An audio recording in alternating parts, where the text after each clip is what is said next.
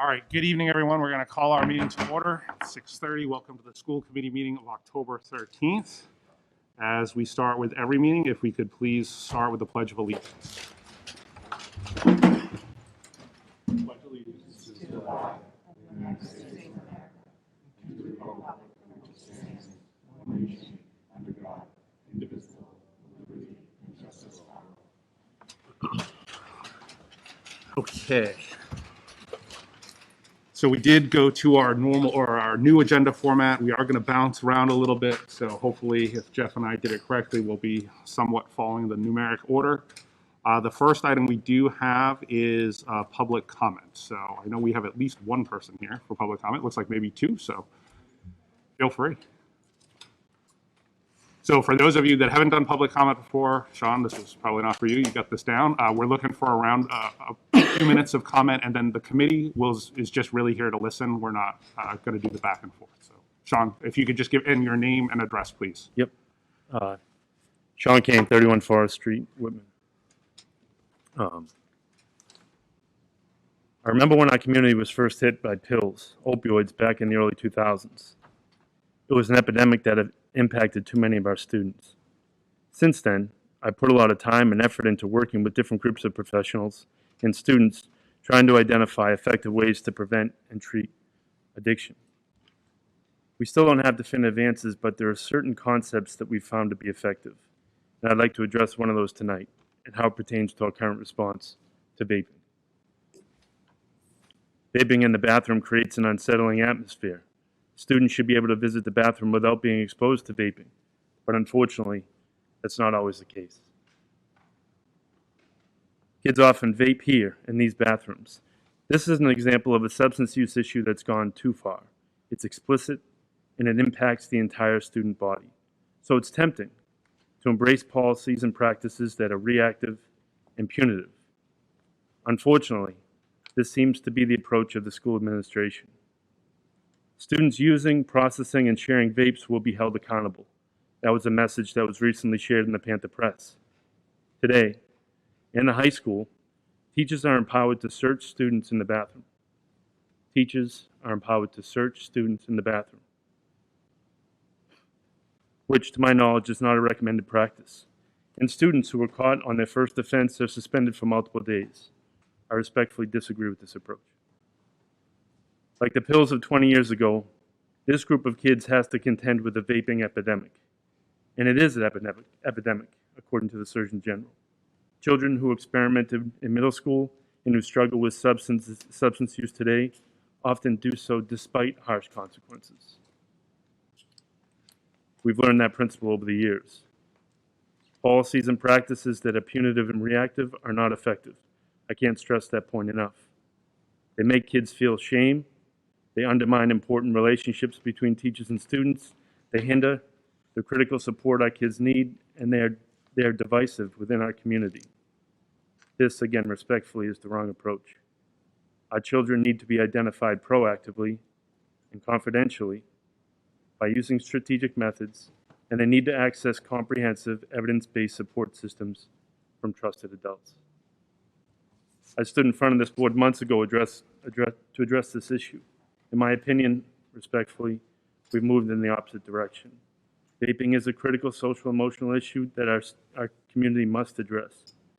Please consider implementing policies and practices that are restorative and proactive, that build content, that build knowledge and skills and relationships, and that develop positive culture and community. Respectfully, those are the core elements that will help us, specifically our students, overcome this epidemic. Thank you. Thank you, Sean. Go right ahead. Good evening. Thank you. My name is Jennifer Cronin, and I live at 335 Winter Street in Hanson. Can you just speak up just a little bit? Oh, sorry, Michelle. Did you? Oh, can you just speak up a little bit? Certainly. Sorry. My name is Jennifer Cronin, and I live at 335 Winter Street in Hanson. I'm the parent of a Whitman-Hanson graduate and a current Whitman-Hanson sophomore. I'm here tonight to follow up on a issue that I had contacted the committee about last March. I served last year as a member of the school council here at Whitman-Hanson Regional High School, and I volunteered again to serve in that role this year. And I had reached out to the committee, to Dr. Jones, and to Mr. Simonak, primarily about establishing a process for the selection and the running of the school council that was in line with the Massachusetts general laws. The committee was kind enough last spring to visit this topic and discuss it at a meeting. And the suggestion was made to revisit the topic when the new school year commenced. So I'm here for that purpose tonight. The two areas that I see the school committee involving themselves with is, first of all, the selection process for the people that are going to serve on the committee. It's outlined in the Massachusetts general laws that the process is to be presented by the school principal to the school committee prior to taking place. And seeing as we're starting a new school year, and we're coming off an unprecedented 18 months in education. As a member of the school council and for any incoming members, I think that it's imperative that we have a process that's clear, that's transparent, and so that all of the stakeholders, whether they be students, teachers, community members, or parents, know how the council is going to be organized and know how it's going to proceed. And so I would like the school committee to weigh in on that and to make sure that that process for selecting the members is clearly defined before we proceed with the work that the committee is going to be, the council is going to be doing during the year. The second aspect that I would welcome the school committee's input and support is when I contacted everybody last year, I spoke about the fact that the Massachusetts general laws encourage that there be community stakeholders outside of parents, teachers, and students that serve on the school council so that it can be representative of everybody who has a voice and an interest in what's happening in the schools. And at the time it was addressed, Dr. Jones was here at the meeting, and he had mentioned that he wanted to work in conjunction with the school committee this year to bring in those community stakeholders. And I understand last year being so challenging and meetings being held via Zoom that it's very difficult to orchestrate all that. So once again, I'm here to ask the committee that we could make this a priority, that we could expand the reach of the school to encompass other community members' involvement, so that, again, the council would be representative of everybody who has a stake in our school, and that we can work as a group to make sure that we are doing everything possible that the school council can do to support and further everything that's happening at Whitman-Hanson Regional. So I thank you for your time, and I ask you to take those items under consideration and help make this process happen. Thank you. Thank you, Jennifer. Thank you. All right. Thank you both. Is there anyone else here for public comments? Okay. So we will close public comments. And again, there are several means. Feel free to come to our meetings. You can email us. We've now updated our email address, so if you go on the website for the district, you can very easily email all school committee members. So we do encourage folks to continue to give us feedback. So thank you both for taking the time out of your schedule to do that. All right, so moving on to meeting minutes. I would entertain a motion to approve the meeting minutes of August 25th, 2021. So moved. Second. Any discussion? Seeing none, all those in favor? Anyone opposed or abstaining? Unanimous, Michelle. All right, we did get the minutes of September 15th, so I would entertain a motion to approve the minutes of September 15th, 2021.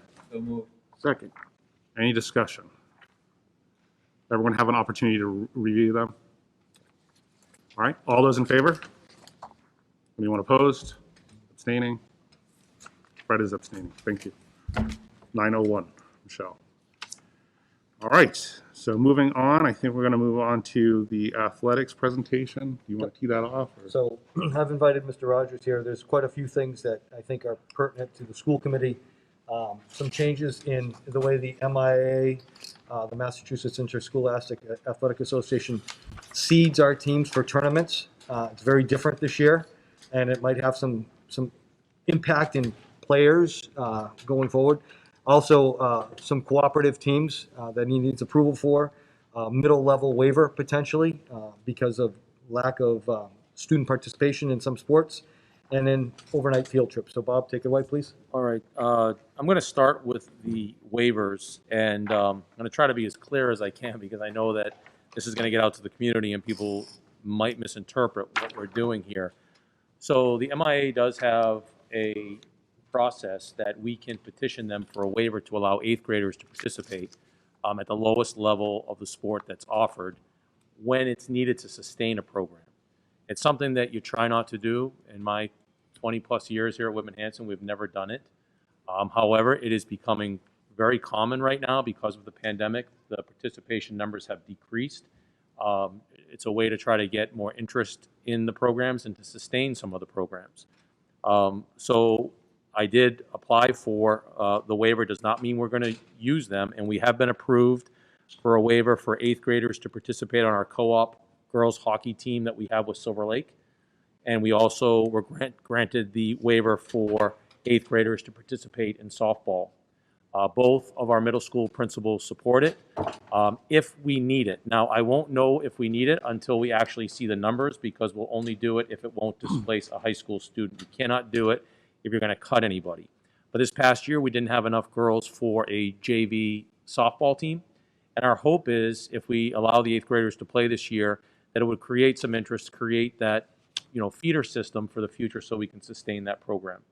So we did apply for those waivers. We were granted those waivers. However, that does not mean we're going to use those. Okay, so it will be kind of like a game time decision. As we get closer, we have our preseason meetings. We see the number of students that come to the meetings, and then we'll make that determination. And if we do that, then we'll come up with a process to make sure. I do have some, as the athletic director, I do have some concerns.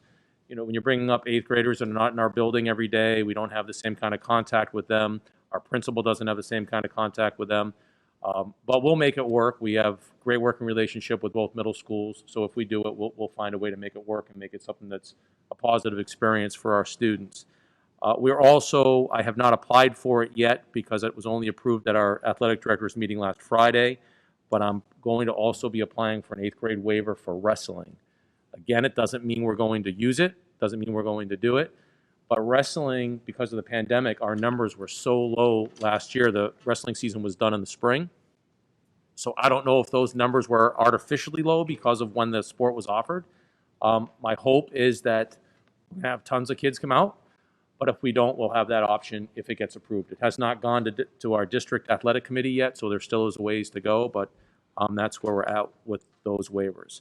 I have one other thing about waivers and co-ops, but does anybody have any questions about the 8th grade waiver process? Or, yes, Mike? Just quick, so you get the waiver for those sports, which I think is great. Who makes that call to say, hey, this 8th grader is okay safely to play hockey? Like, maybe the person is too small, maybe it's a... That'll be the coach's decision. So here's the rule. You can't make it for just one kid. Like some schools try to do it, say, oh, we need a goalie. That's what you hear all the time. Or in softball, we need a pitcher. You can't do it for just one student. What would happen is if we opened it up, all those 8th graders would be able to try out, and then they would go through that tryout process, and the coaching staff would evaluate, and they would do the selection process. So down to the coach. It's the coach, Okay. yes. Yeah, and I want one comment, and then I'll make sure. So a couple things. So one, a parent had approached me on this, and I know they had reached out to Bob specifically, so I'm abstaining from this, and I'm just going to help with the discussion. But the one comment I do want to make, because I made the comment to the parent, is what we're doing here is to support the high school students that otherwise would not be able to participate in the activity, right? So this isn't an opportunity for the 8th graders to play up. That's right. That's a byproduct. The purpose of this endeavor is, using softball as an example, maybe there's only 5 or 6 girls that want to play softball, and they're not going to make varsity. And it creates a huge problem because at some point they probably want to play varsity, and it's hard to be like, well, you can't play JV, you're not going to play this year, and then next year hopefully you're going to play varsity, and we're going to try and have a team that works. So I think I want to make sure that that's out in the public, because I'm going to keep saying the same thing to the 8th grade parents. This is not about the 8th graders. This is about the in this case, the high school students that otherwise wouldn't have an opportunity to play the sport because they aren't numbers. So I just And the need to make sure we makes- stress that. And the MIA makes that clear. I mean, you're only doing this to sustain a program that otherwise Correct. would not be able to be offered. And as you mentioned, there could be 5 or 6 kids that then wouldn't be able to play. Right. And that's the judgment that we'll make as a school as we get closer and we see the number of kids that play. We will not, if we have enough students to sustain the teams with high school, then we won't be using the waiver. But we've had a problem in softball, and it is something that I do think that we probably will end up using. Yep. Michelle, you had a question? I did, but it kind of was answered. It's to sustain the entire program. It isn't, like, for the past 2 years, there hasn't been girls freshman soccer because the numbers have been low. Right. Combined with JV. It's not to recreate the freshman soccer team by bringing up 8th graders. That's correct. Okay. So, and that's something, an area school, one of my colleagues, he was kind of confused, he got denied his waiver and he couldn't understand it. And that's exactly why they denied it, because it's not about saying, oh, we're going to have a freshman team with all these 8th graders. Got it. It's if you had 7 9th graders that had no place to play, that you needed to add like 8 Field kids entire to field the team. team. Okay, So, got it. so like for soccer, for example, we're not even close to that. We haven't had to make any cuts. Right. So there was no real need for it. And this is a one-year waiver, is MIAA have It is rules? going to, it's 1 year, every Each year. year you would have to. Every year we'll revisit it, yes. Okay, and. My hope, Don, is that it will only be 1 year. I do too. I hope that it's not something that we're going to have to do year after year. And I do think that the pandemic, and it's across the state, that students feel disconnected. And so when they feel disconnected, the numbers in all programs go down. And that's what we're feeling across the state right now. Right. Can you share a little more about the co-op with Silver Lake for the girls hockey? How dependent is this also on their numbers? And can you share? a Yeah, little? so girls hockey is a real problem because to me, when we have co-op programs, it's to make sure that we can offer the programs for students that have an interest in it. We don't have enough girls to probably even be in this co-op. Last year we had 3. This year we only have 2 or 3 that are currently signed up. And it's an expensive endeavor. As the athletic director, I have to try to find a way to come up with those funds because, as you all know, we don't budget for that. So it's a burden. But for those 3 kids, that's their experience. That's what they grew up playing. And if we didn't offer it, they'd have no place to go. So my hope is that between Silver Lake, Whitman-Hanson, and the 8th graders will be able to still have the team. The numbers are really low. They're as low as they've ever been. I appreciate you taking advantage of this and, like you said, advocating for the students and the opportunity. I think it is something during these unusual times to take advantage of. And and just a little comment, I hope in other areas of the school, if that's the case, maybe we can look into other co-ops, if there's other programs that are deficient too. I don't know. That's a conversation for another time. But Yeah, thank you. for other things, it's not as complicated. Co-ops at the MIA level is complicated. There's a lot of red tape to get through it. But we've had a good partnership with Silver Lake. We are discussing budget. It should, to me, we're trying to make it be more proportional, the number of students that you have, kind of like pay as you go kind of thing. But it's that's always up for discussion on that. Thanks. The other item as far as co-ops and waivers is swimming. We had been in a terrific partnership with Middleborough for a long time with our swim program called WHAM, and they made the decision that they wanted to use the 8th grade waiver process rather than have the co-op. So they transitioned away from their co-op with us, and last year they did not want to co-op with us anymore. Our students that were already in the co-op were allowed to finish. That's the MIA rule. You can finish where you started. But we're currently without a team, and we're currently without a pool, and we're currently without really a program. I've been working with Cardinal Spellman. They seem to be the best match for us because they swim at Massasoit. And it would be, I think that we could kind of deal with the transportation issues probably better at Massasoit than we can in Middleborough.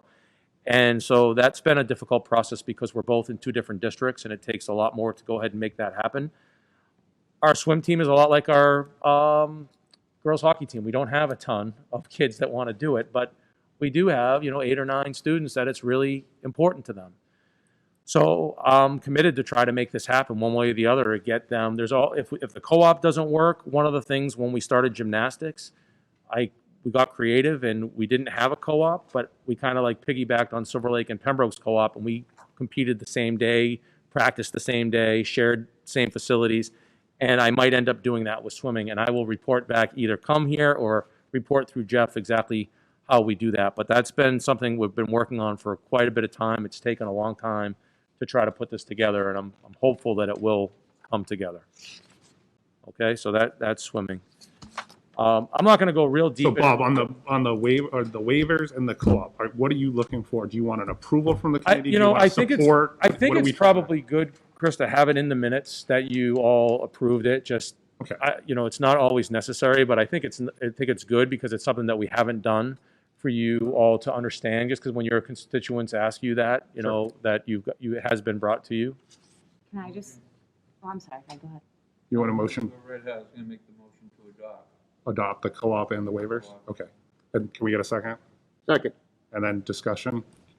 So I just want to be cautious that we're not setting a precedent that oversteps your ability to make decisions as an athletic director Thank you. No, with that this. That's the only thing, right? Because you know the number of students who are participating, you know what the 8th grade numbers might look like, and that would be my only concern, because ultimately it's up to the MIAA to establish these waivers, right, based on your application. that's right, and they have good criteria. Yeah. It's quite a process. It's not like you call somebody up and say, "Hey, I'd like to do this." It was quite a bit of paperwork and quite a bit of meetings and a whole process to get there. And it's not something that I want to continue. It's not something that I want to do across the board. It's only in these times that we have right now. Chris? Is this a year-to-year thing? Yes. So Fred, your motion for the year? Support the recommendation for the upcoming school year? This school year, the current school year. For the current school year, great. Any other questions or discussion? All right, all those in favor? Anyone against? I'll abstain. Thank you. Then the next item and I'm not going to go, we could probably talk an hour on this, and I know I've already probably been too long on the top part, but this does affect all of you because I'm sure that there'll be parents and people that come to you and ask you questions about, hey, the team was winning 3-0 and they didn't put the subs in. I don't understand. The team was winning by 10 and how come they're not subbing? The state is going through the most radical change that we've ever had in terms of the way the MIA is operating. In interest of full disclosure, Whitman-Hanson voted against all of this. I have been a vocal voice against it. I think it's bad for kids. I think it's bad for educational athletics. But it is what it is, and we're in this. And I think that we just all have to understand what it is. So basically what they've done, we used to play in sections. We're no longer playing in sections. We used to play in the south section, and if you won, you'd go to play the north, and if you won that, you'd play in the state championship. Now there's just one, we're the state of Massachusetts, and that's where it is. If the season ended today, our field hockey team would be playing in Neshoba in the first game of the state tournament. And if it's not there, it would be Longmeadow. 2.5 hours in a first round tournament game. So that's one of the issues that we're going to have.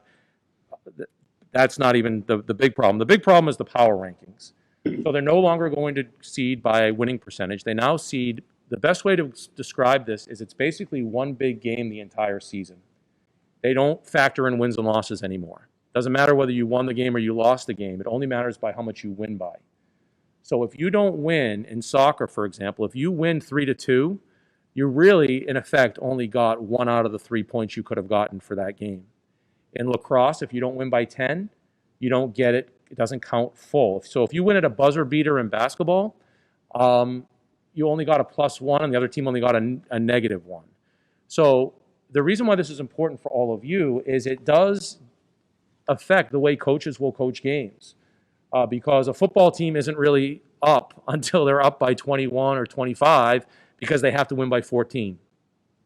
It's one running score for the whole season. And the thing that is frustrating, and I can tell you that my colleagues in our district and in our league, we're almost, I mean, I don't know if we've ever been united on an issue as much as we are right now because it's so contrary to educational athletics. You know, when you're up by 15, you're up in basketball, you should be playing your bench. Those kids that work really hard in practice, kids that are coming every day, they should get an opportunity to play. And unfortunately, the way that things have changed in volleyball, you have to win 3-0 in order to get the full win and the full weight of what the win would be. And so I'll give you an example. Duxbury's the best volleyball team around, pretty much. And that coach used to, pour it on in the first 2, and they'd beat you pretty bad in the first 2. Third one, she'd play the girls that don't get a lot of playing time. And then a lot of times they'd lose that third set, and then she'd win it in the fourth. Well, this year she's won every single set except for against Whitman-Hanson. Go Whitman-Hanson. We're the only ones to win a set against them, because she plays the best she can. And those kids on the bench, you know, I mean, I'm not at their game, so I don't know that she hasn't played them, so I shouldn't really say it that way. But I just know that she's won every one. They have won every game 3-0, other than against us. So I just wanted you guys to know that, so that if people ask you, hey, the soccer team was up, 4-0, and they didn't play the subs, or whatever it is, it's going to happen. And hockey, it's in hockey, and if you guys played hockey, it's you're down 1-0, you pull the goalie because you want to try to tie the game up. Now you're not going to probably pull the goalie because that extra goal that you could give up on an empty netter could mean the difference between making the state playoffs and not making it, or being home or being away. So I do feel very confident that this will be a one-year thing. I think that people are upset enough about it, and the rankings came out today in the Globe and the MIA the same day, and they don't match. They're allegedly using the same formula, which we can't know the formula. I mean, they know the formula. The formula is your whole margin of victory, your average margin of victory, plus your opponent's margin of victory, plus their opponent's margin of victory. So it's all margin of victory.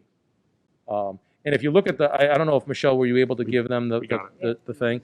There was one example just to give you an idea of how silly it is.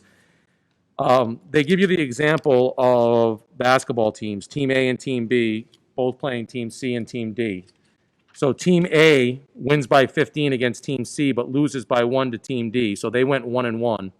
And then Team B won both of the games, but they only won by 1. So if anybody in here knows anything about sports, if you went 2-0 against the same two teams, the other team went 1-1, clearly you'd want to be the team that went 2-0. But under their system here, the team that went 1-1 will be ranked much higher because they have a bigger win differential, because that's all that matters is win differential.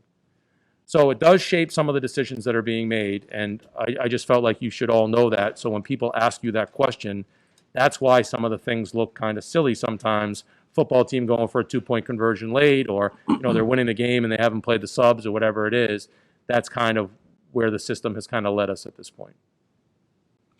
So I know we talked about this one briefly in passing, and I said to you, maybe as a committee we could at least put something together in terms of a communication, depending on where everyone sits on this. But I'm just throwing that out there to kind of get you all thinking about it. But we can certainly discuss it a bit, Chris. Yeah, that's exactly what I was going to mention. I know we talked about it before, and this stuff makes my blood boil. I mean, it's counter to everything we should be about, And the fact that it happened is awful. I'd like to do something constructive to change it, Hillary and then Fred. Bob, does every team get into the tournament now? No. Or no. So I guess that's the question. So the way the tournament works now is the top 32 teams in each division will make it based on the power rating. So if you're in the top 32 power rating, you are in. Plus, every team that is 500 or better also goes in. That was thanks to our district, because our district fought that was not going to be part of it. So that is part of it. And they'll play preliminary round games to get into the top 32. But the way I'm looking at these power seedings, I've been looking at them, it looks like most teams that are 500 will be in the top 32. And how many teams, I guess I know it varies by sport, but like girls soccer, for example, how many teams are there in the state for, what's Whitman-Hanson, Division 1 or 2? We're Division 2 now. 2, okay. I want to say in soccer, it was like 58, Okay. something like that. Some sports So around. we're talking half. Yes, it's about half the teams will make it. Okay. About half the teams will make it. And that, Hillary, that changes from sport to sport. Yeah. Some sports, because there's a lot more teams in that sport, Yep. then the divisions are bigger. I was just asking because if it was a situation where you were going to get in no matter what, then maybe coaches could kind of ignore this differential, but they haven't put that safety net in. So it does matter, right? Like if you want to get into the tournament, if you want to give your kids a postseason, like the coaches' hands are tied, and that's really not. And the other part of it, because we had a really good conversation recently with a bunch of athletic directors, and one athletic director said, well, I want to convince my coaches to still coach the same way. And there's part of me that kind of feels that same way, but it's really unfair to how hard the kids have worked. And just to give you the example of field hockey, if they had to go out to Neshoba or Long Meadow, if you have to go out on a 2.5-hour bus trip on a school day, that's not something that I think parents would want and kids would want. Mm-hmm. So I think you're really going to try to get the highest seed that you can possibly get. Yep. Fred? If we were to draft a resolution condemning this new ranking system, would you be able to facilitate that to the other ADs in the area and ask them to please, if they could present it to their school committees for their signatures and support as well? And either everyone individually sends this to the MIAA, so that way there we can, have a very large, strong voice. I think that's appropriate. I think that if a school committee, if you think it's against educational athletic values, that the margin of victory should not be included, which, by the way, we were originally going to use Max Preps. I don't know if you know what that is. It's a website. And so that was going to be the ranking system. And everybody got all upset because word trickled out that one of the things in the Max Preps formula was margin of victory. And we were like, absolutely not. We don't want margin of victory. And so they said, okay, we'll come up with our own formula. And they did their own formula. And now it's only margin of victory. So it's like, how do we get here? And in that packet that you have there, it says, in the beginning, it says it's a combination of wins, margin of victory, and opponent strength of schedule. And it's absolutely not true. Wins are not part of the formula. The only way that wins are part of the formula is the fact that you need to win to get a plus positive differential. But it is only the differential that's factored in. There's no place in that you get 5 points or 10 points for a win. Jeff, So I was just going to add in, thank you. So Bob and I have talked about this since it came out in June. And I wanted to get it to the school committee, but I wanted to get it in let the MIA kind of sort this out first to see if it actually was going to happen. Because I think once fall tournament hits, it's going to be a cluster in the state with school committees not understanding because their ADs haven't processed that. I'm adamantly opposed to this. It goes against everything as a coach, as a teacher, and we're on the same page. I would love for this committee to draft something. I will draft it. I will send it out to my area superintendents. The superintendents are trying to align themselves with the MIAA, and there's actually a school committee member on the board of directors, correct? Yeah. So, you can reach out through your association, or we can send that there as well. I think it's going to impact schools who usually get kids to play. And if I'm a bench player on Bob's team, and I'm using Bob as an example, he is going to have to coach differently and try to win by 10 than when he's up by 15. He's going to want to keep that there, and he used to empty his bench, and if he wins by 5, it's great.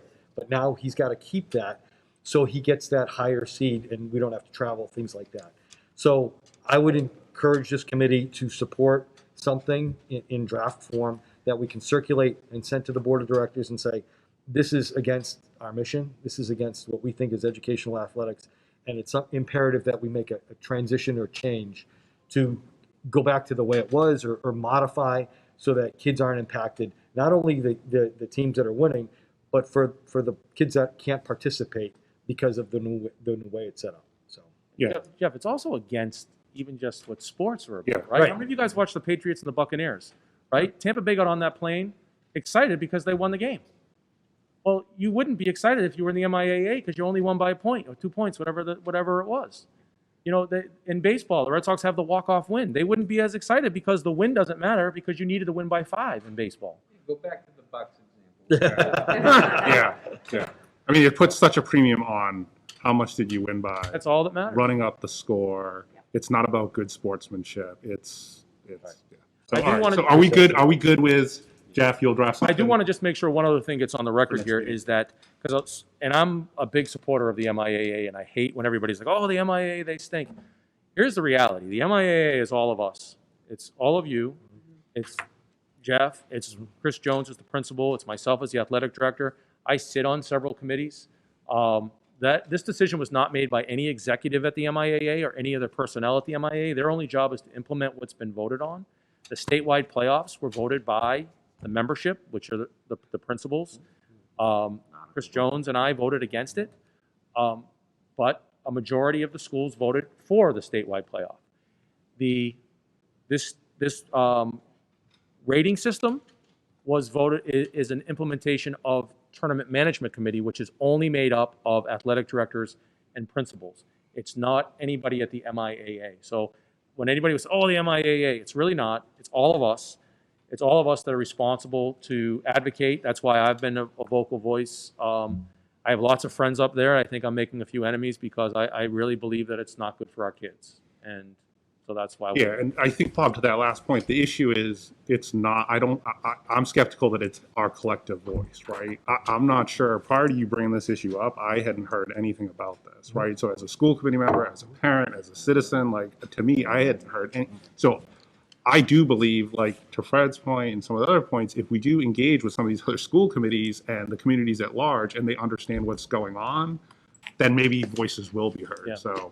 I am super confident that this will not last. I Yeah. am super confident. This has been a total, just even from a technical standpoint. Before today, the MIA had not given us an update on the soccer rankings since September 26th. So it's just, and then we also found lots of mistakes in it. And then the formula is hard to figure out. It's not like you could get a pen and paper and say, did they get it right?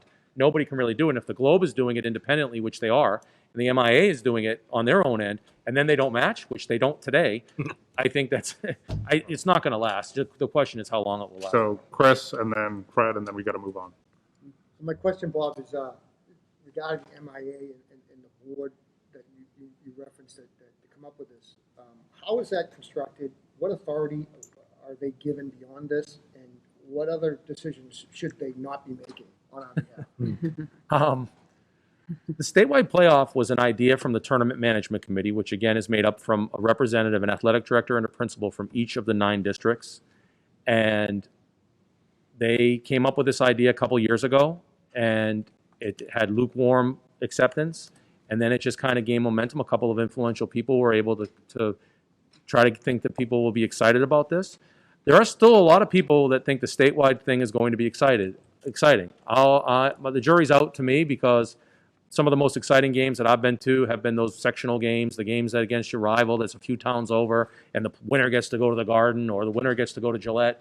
Those games are exciting, you know? And now you're not going to have those rivalries anymore. You're not going to have sectional championships anymore. So the Tournament Management Committee, they're the ones that started this process, but they did give the membership a vote. We went to Assabet Valley High School, all the schools. We listened to the presentation on it, and the vote was close. I think it was probably like 56% got in favor.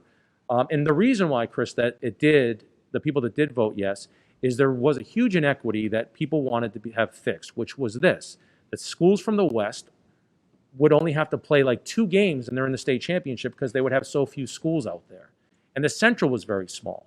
So they figured by doing this, it was going to create some equity and it was going to be more fair. I would like to see them, if I was king for the day, combine the West and the Central, add a Metro division, have a North and a South, have 4 equal divisions, and now we've solved the problem. But I didn't get to make that decision. Yeah. Fred? Also, college opportunities for our students. Doesn't this hinder them having those opportunities the way these rankings are, and perhaps the spotlight on the games? Well, Fred, I think it's going to be the haves and the have-nots. I think the really good programs, the teams that are really good, I don't think this is going to affect them very much. I don't think. I mean, we're going to have to wait and see. Like in one of the rankings, our girls soccer team is ranked 2nd. And then if you looked at the MIA rankings, we're at 8th. I don't know which one was accurate, but either 2nd or 8th ranked team. So if you're one of the top 8 teams, that means you're home until the quarterfinals. If you're in the top 4, you're home until the semifinals.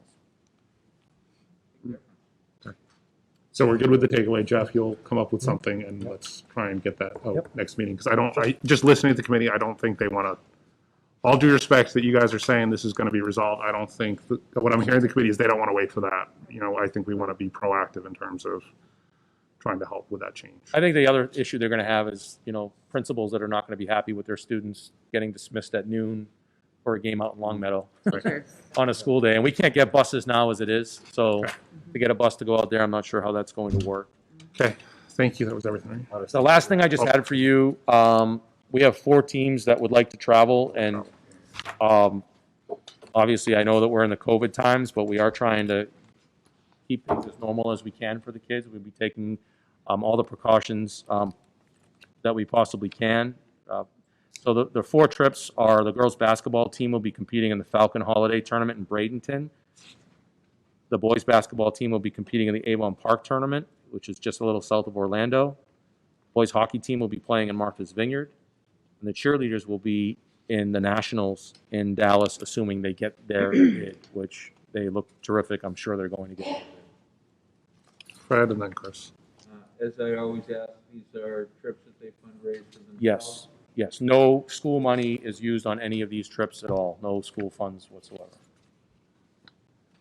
Chris? So, that's, part of my question is, if other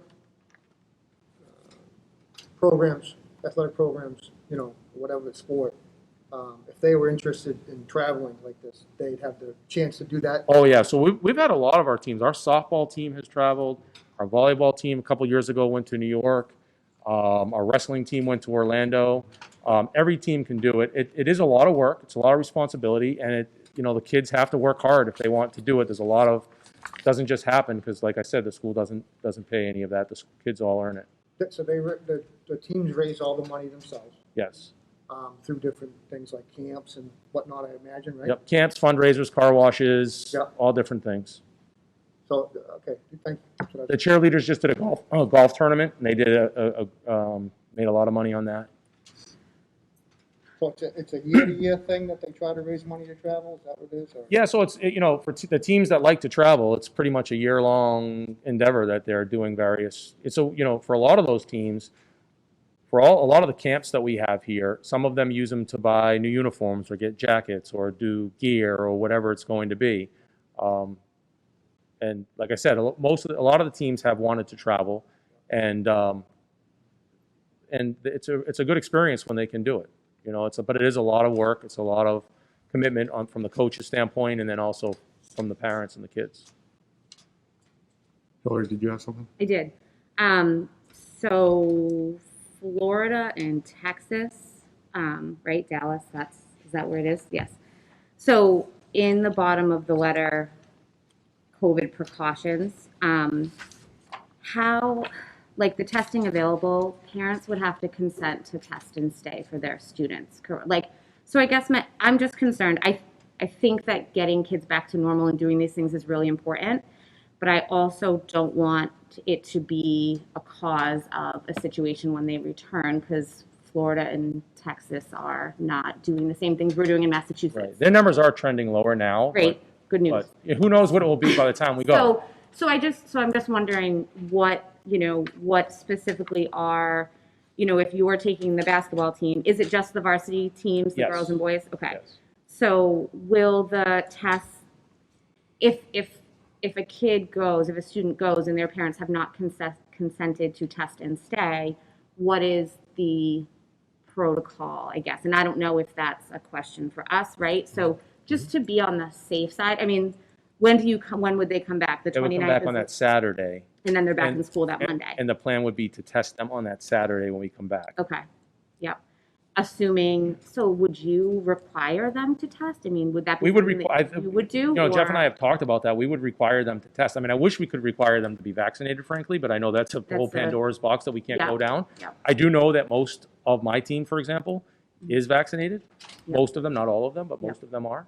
Well, I think the testing that's going to give us information or give the school the information that they need. So I guess my suggestion or question or something would be to make sure, however it's done, that the kids are tested before returning to school. I know that, I mean, for your safety too, you don't want to have to Right, and- come back and not be able to play. Yeah, and Hillary, I think that is something the parents could have that choice of, if you don't want to do that, then you don't have to go on this. It wouldn't be held against them. They can, if they want to go, they go. If they don't, coming back and being tested, I think is something that we would want to do. Yeah. So, question, and then I'll get to Dawn and then Chris. So are you looking for us to vote the approval, or is this just conceptually, and then you're going to come back on it? This is for the approval, because to this point, I know that Dawn had some questions about Yeah. like some more specifics. But similar to like when our school goes to Europe, for example, a lot of times that field trip form will be a little bit more generic until they can, narrow down like where we're going to stay and what the cost will be and how many people are going. But before we have the approval from all of you, I didn't want to be presumptuous and be booking, flights and I talked to the hockey coach today. He would very much like to get that hotel room booked down there, and but we do need that approval. And then from there, Chris Jones is the principal, and then Jeff is the superintendent. If there were a surge or anything was really bad, and it could be like the week before we go, we could pull the plug on it. Like if at some point our administrators feel like this is not safe, this is not something that we should do, And we would go, all the coaches, all the programs would go into that with their eyes open, recognizing that, you know. Don, I saw your hand. Sure. Right, thank you, Mr. Rogers. I had questions on some information that wasn't completed on the form. You know, I certainly support programs that our students participate in, so it's not the program itself that Yeah. I'm questioning. Yeah. Just the information, some of them are missing another chaperone. So, you know, I have concerns where I'm approving something I don't know, you know, that hasn't been provided as far as the second chaperone is TBA on here. You did mention the funding source is at the students, you know, their responsibility. It just wasn't Correct, yep. completed. The cost to be determined, certainly you don't know the hotel costs and Right, airfare, exactly. I guess. So those students are kind of just given a ballpark maybe. Well, I can tell you Yeah. that almost all of these, the students will pay very little because the girls' basketball team worked their camp in the summer. The boys' basketball team worked their camp in the summer. The cheerleaders have done multiple fundraisers, and the hockey team has done quite a few fundraisers. Okay. So when you talk about what the families would contribute, it usually, on average, it's like $100, and that's more of a symbolic type contribution than anything else. Right. So that there is a little bit of, you know, say skin in the game a little bit when they do that. But for the most part, the money, they've already raised the money. Okay. And then just, you did touch on not knowing which hotel to book. I know it says here, you know, just the destination is the city. You know, and I would just like to make sure that it wasn't someone's, you know, private residence or someone's home, that it is a hotel. Well, no, so that will be. Well, I can tell you that the boys' basketball team, when we've gone, we've always rented a house, actually. To me, it's safer. It's a little bit more, we can know where they're at. They're not interacting with other people, especially even in the COVID times. And we're not in a hotel where other people are interacting. Okay. We do a lot of team building things on our trip. We read a book. We do all kinds of character building things. It's not just about playing basketball and that experience in the house. So the boys' basketball team will be renting a house. Our girls' basketball team will probably end up staying in the same hotel they stayed at a couple of years ago. We got a pretty good deal there, and that's probably what we'll do again. It's like a Holiday Inn close to the school. Okay. I think. And the cheerleaders will be staying in a hotel that's part of the package that they'll buy through the cheerleading company, but that has not been released yet. Okay. And then the chaperones, that will be whichever assistant, it'll be somebody from our coaching staff, but it's, you know, everybody thinks, oh, this is great. You get to go to Florida at Christmas time. Well, it's not great, you know, for a lot of people with their families and whatnot. So sometimes we split it up. One coach will go for 3 or 4 days, and the other coach will come and finish. We'll always have 2 adults there.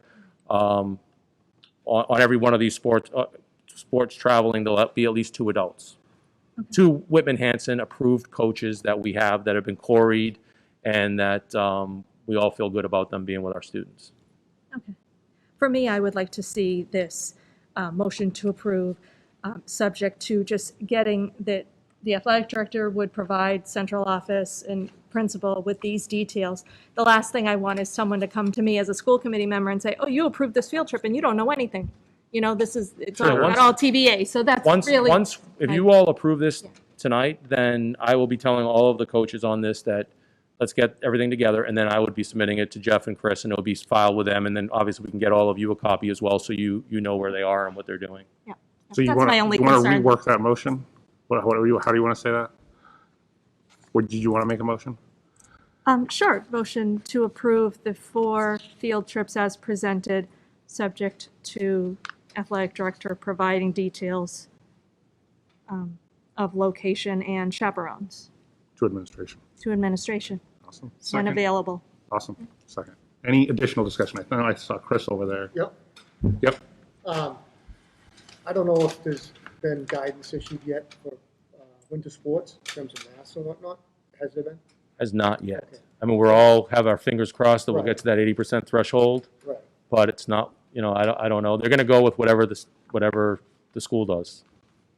So if the school is still requiring masks, Yes. then we will definitely be wearing them playing. Our We school- will be. So If you're still going to require, if the school's going to still require masks in school, Yes. then we will most likely be wearing them playing sports. Well, that's what my question is. Will we be adhering to the same mitigation, whatever, you know, that we do in school? So Sound like probably, or? That's going to be, the MIA has had no, the only stand the MIA has taken on this so far is that they have issued a decree that they want to recommend to all students that they should be getting vaccinated.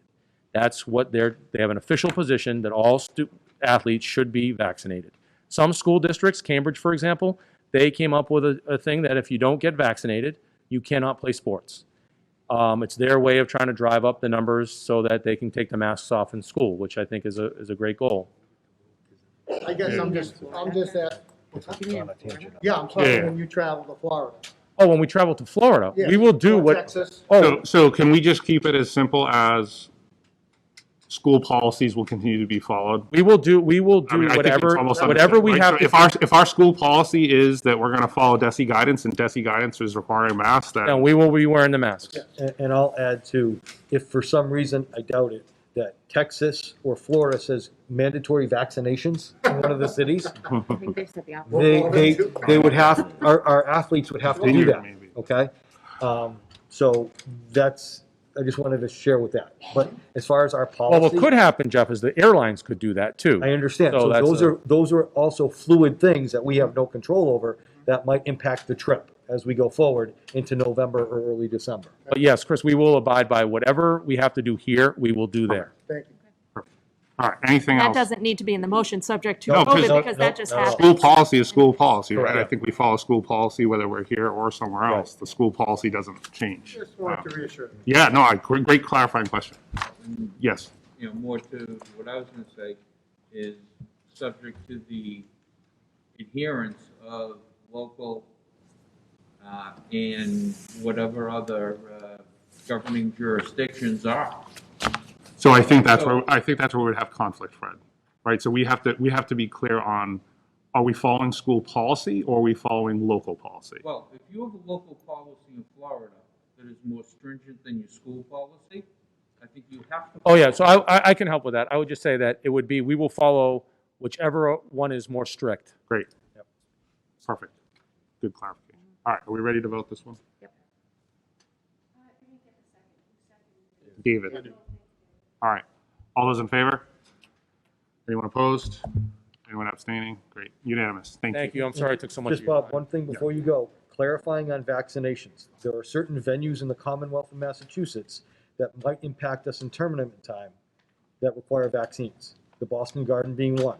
If we are lucky enough to participate at the Garden, all visitors and our athletes are going to be expected to be vaccinated, or they don't play, or they move you to a different venue, correct? Yeah, so that's still very preliminary because what I've been told is that they won't play in a venue that any student would be excluded. Okay. So if Whitman-Hanson was going to play in a venue and they said only vaccinated people that ask us, is everybody vaccinated? I said, no, we have one. We're going to find a new venue. Okay, good. But it could mean a team could lose the opportunity of playing in a special venue because you. So again, with that whole stuff, I just want that out there, because if we're lucky enough to participate at a venue that says this, it's not Bob's fault. It's not, it's what things transgress. So yes, but I really want to move us along because we're on vaccination. Are we looking at a different policy than they set? I'm sorry, just one. Going in to watch, say, a Bruins game? Uh, Setting a separate, a different policy? No, for- I think it's the same. I think it's the venue policy. So like if Right, TD so Garden the says, policy The venue. Boston Garden is, and Mr. Boyce, I believe, would know. Yeah, I just gave You my have to 2 tickets show a away for vaccination Saturday. record Mhm. or a negative test within 48 hours, correct? Yeah, you can also bring a negative test. I don't know how they're gonna handle that at the gates. so just to move us along, right? So I think I think the spirit of what you're saying is, where if a venue says to play here, this is what you have to do, then we're going to have to follow it. There could be other venues too. There's the place in Lowell. There's all kinds of other venues that. But if anyone's interested in what TD Garden's policy is, I'm sure we can go online and check it out. I'm sure they got it somewhere. Thanks, Bob. But I do want to keep us moving along just because and this was all good and important stuff, but at the same time, we got a lot to Thank you go. guys. Thank you. We're on number 4 of Hit number 5. 21. All right, so briefly, COVID, where we are. I had a call with the commissioner today. Nothing was said. One school district in the Commonwealth has achieved the 80% vaccination rate. However, that school has come out and said they're not necessarily removing the masks yet. The commissioner said there are probably 4 in the queue right now. Based on the numbers I shared with you last time, our numbers really haven't shifted as far as vaccinations. So right now, just in COVID-wise, in our district from last Wednesday, we have 0 at the high school, we have 0 at Hanson Middle School, we have 3 Whitman Middle School students, 1 staff member, 2 students at Conley, 1 staff member, 1 student at Duval, 0 at Indian Head, 0 at pre-K. None of those transmissions were close contacts from within. They were all outside. Lisa and the nurses are doing the test and stay.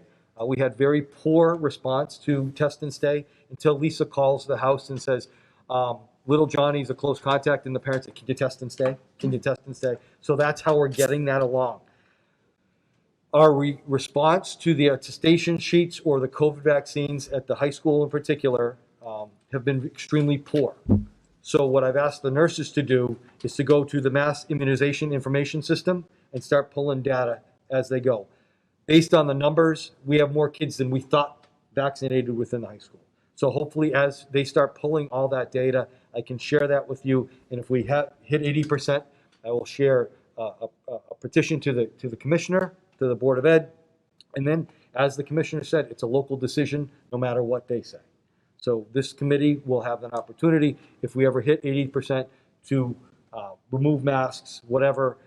The commissioner did say they are still updating their data for the November 1st deadline, again, when he talked about November 1st. And as his famous saying is, more to come, details to follow. So we're still waiting. Today was a surprise call. We got notified yesterday that we had a 3:30 call. But as far as that, if parents I did have a parent express to me in an email, how come we're not doing more to get information from parents or get kids vaccinated? I don't feel it's my spot to tell people what to do. I can offer clinics. Both PDs or FDs can offer that if we need to. Parents can bring in the attestation sheets. All they have to do is sign off. I don't need a COVID card. If you want to bring the COVID card, you can have it. But all I need is an attestation sheet. So I'm asking again. I sent out an email the other day. Please send them in. But on the flip side, to be more proactive for folks that haven't sent things in, we're going right to the source from Massachusetts to gather the data for us. That's COVID. But I did want to share one other thing. I don't know if everyone knows that we did a cardiac screening for kids with Hanson FD. Charlie Barron's awesome. We had 255 kids screened, middle and high school students, and 17 adults took it. I probably should have done it. Out of the kids screened, the cardiologist found 7 with low risk. So we identified 7 kids. And this is just 1 with PVCs, 3 with right ventricular hypertrophy, 1 with long QT wave, 1 with left ventricular hypertrophy, and 1 with PJCs. Nothing serious, but something to watch as the child grows older. They did find 1 student with high risk who was referred to a cardiologist. So out of this all, we were able to impact 1 student in a real positive way and learn something early on. So I wanted to thank Charlie, Whitman Fire, Hanson Fire, again, our relationships with our public safety. This was something Charlie brought to Lisa and I over the summer, got it off the ground. We had better response than we thought. We'll probably try to do it again. I know it flopped in a couple of other towns. I think just because of our folks in town saying this is a good opportunity, it was successful. So I just wanted to say thank you to Charlie and the guys. My kids did it. It went awesome. Yeah. I just don't recognize the name. Who is Charlie? Charlie's one of the lieutenants at Hanson Fire. So he's he's the school education fire guy. So we talked about some, stop the bleed. We've talked about first aid, CPR. We've done that here. So give both Hanson and Whitman, because they collaborate all the time. But Charlie was the steam on this one and brought it to us. So just a medical update, which I feel very awkward giving the town a medical update as the superintendent, but it seems like it comes with the job now. So that's all I have for COVID, and I'd like to invite George up to talk about MCAS from the spring. Hi, folks. Evening. Seems like we've been here for a long time already. So this is our annual MCAS look. I sent you some paperwork. You should have some paperwork. I gave you the district overview by grades 3 to 10. And for the 20th year in a row, we're sort of in line with our state averages. I think that what we need to think about, and I'll get into this a little bit more, is that I'm not quite sure what MCAS measured last year during COVID. I know that most districts had a different style than the district next to them. Last year, it wasn't 180 days, 6 hours a day. Everybody goes to school, and we go from there. In our district last year, if you remember, we had a hybrid situation with 2 days on, 2 days off, Wednesday being a float. We had a remote school. We had a large number of homeschool children who didn't even test. But there were some positives and there were some things that we can gather from that data. I think one of the first things is that we still had a very high percentage rate of students who took the tests. So we were still in the high 90s for every grade level that took the test. That is not indicative of what happened across the state. A lot of schools, mostly bigger districts, actually had trouble finding all of their students, never mind getting their students to take the test. We opted for our remote students to work out a schedule where most of them could take it in school so that they could still have some tie into the school building last spring. But there were some things that were apparent. And our approach this year is a little different because we've heavily invested in our assessments, our student assessments 3 times a year for kids, and we're heavily invested in the intervention process. But I will say that we're proud of the students and teachers. They all worked extremely hard, and we did better than the state slightly in exceeding and meeting expectations overall. I will say that there are 2 key major points that we need to work on. One is at a state level. It is the writing of essays. So across every grade for us, when you really break down the standards and when you really look at it across the state, no one did well in the component of writing essays. We did well in constructed responses, which are, hey, here's a prompt, here's a paragraph, let's do it. We also did well in our short answer objectives. But when it comes to writing essays overall, we did not do well. That made me look at different districts in the state, and we were all in the same boat. Now, when you extrapolate that, you think about that, that's because we worked so hard to sort of go remote. We worked so hard to get everybody a Chromebook. Then if they were at home and they weren't in school, or if it was on Wednesday, we really talked about student engagement. And student engagement in a remote setting, a personal setting, really doesn't lead to, I want to write let's say a 5-paragraph essay. So across the state, writing was poor, and it was poor for us. Now you say, what are we going to do with these? And what we're trying to do with these is say, I'm not so concerned with how our kids scored. What I'm concerned with is a different, and I didn't pass this out because there's 5,000 reports you can have, but I'm going to explain it. What we're focusing on is what's called the CU 306 report. And that is the school results by standards. So we all know that standards are what make up the curriculum frameworks. And in a perfect world, we don't teach to the MCAS. MCAS is just the vehicle by which you analyze how are we teaching the standards for every subject. When I pull the standard reports for mathematics and ELA and science and engineering, we have a lot of work to do as far as did we teach, how do we teach, and how do we improve the teaching of certain standards.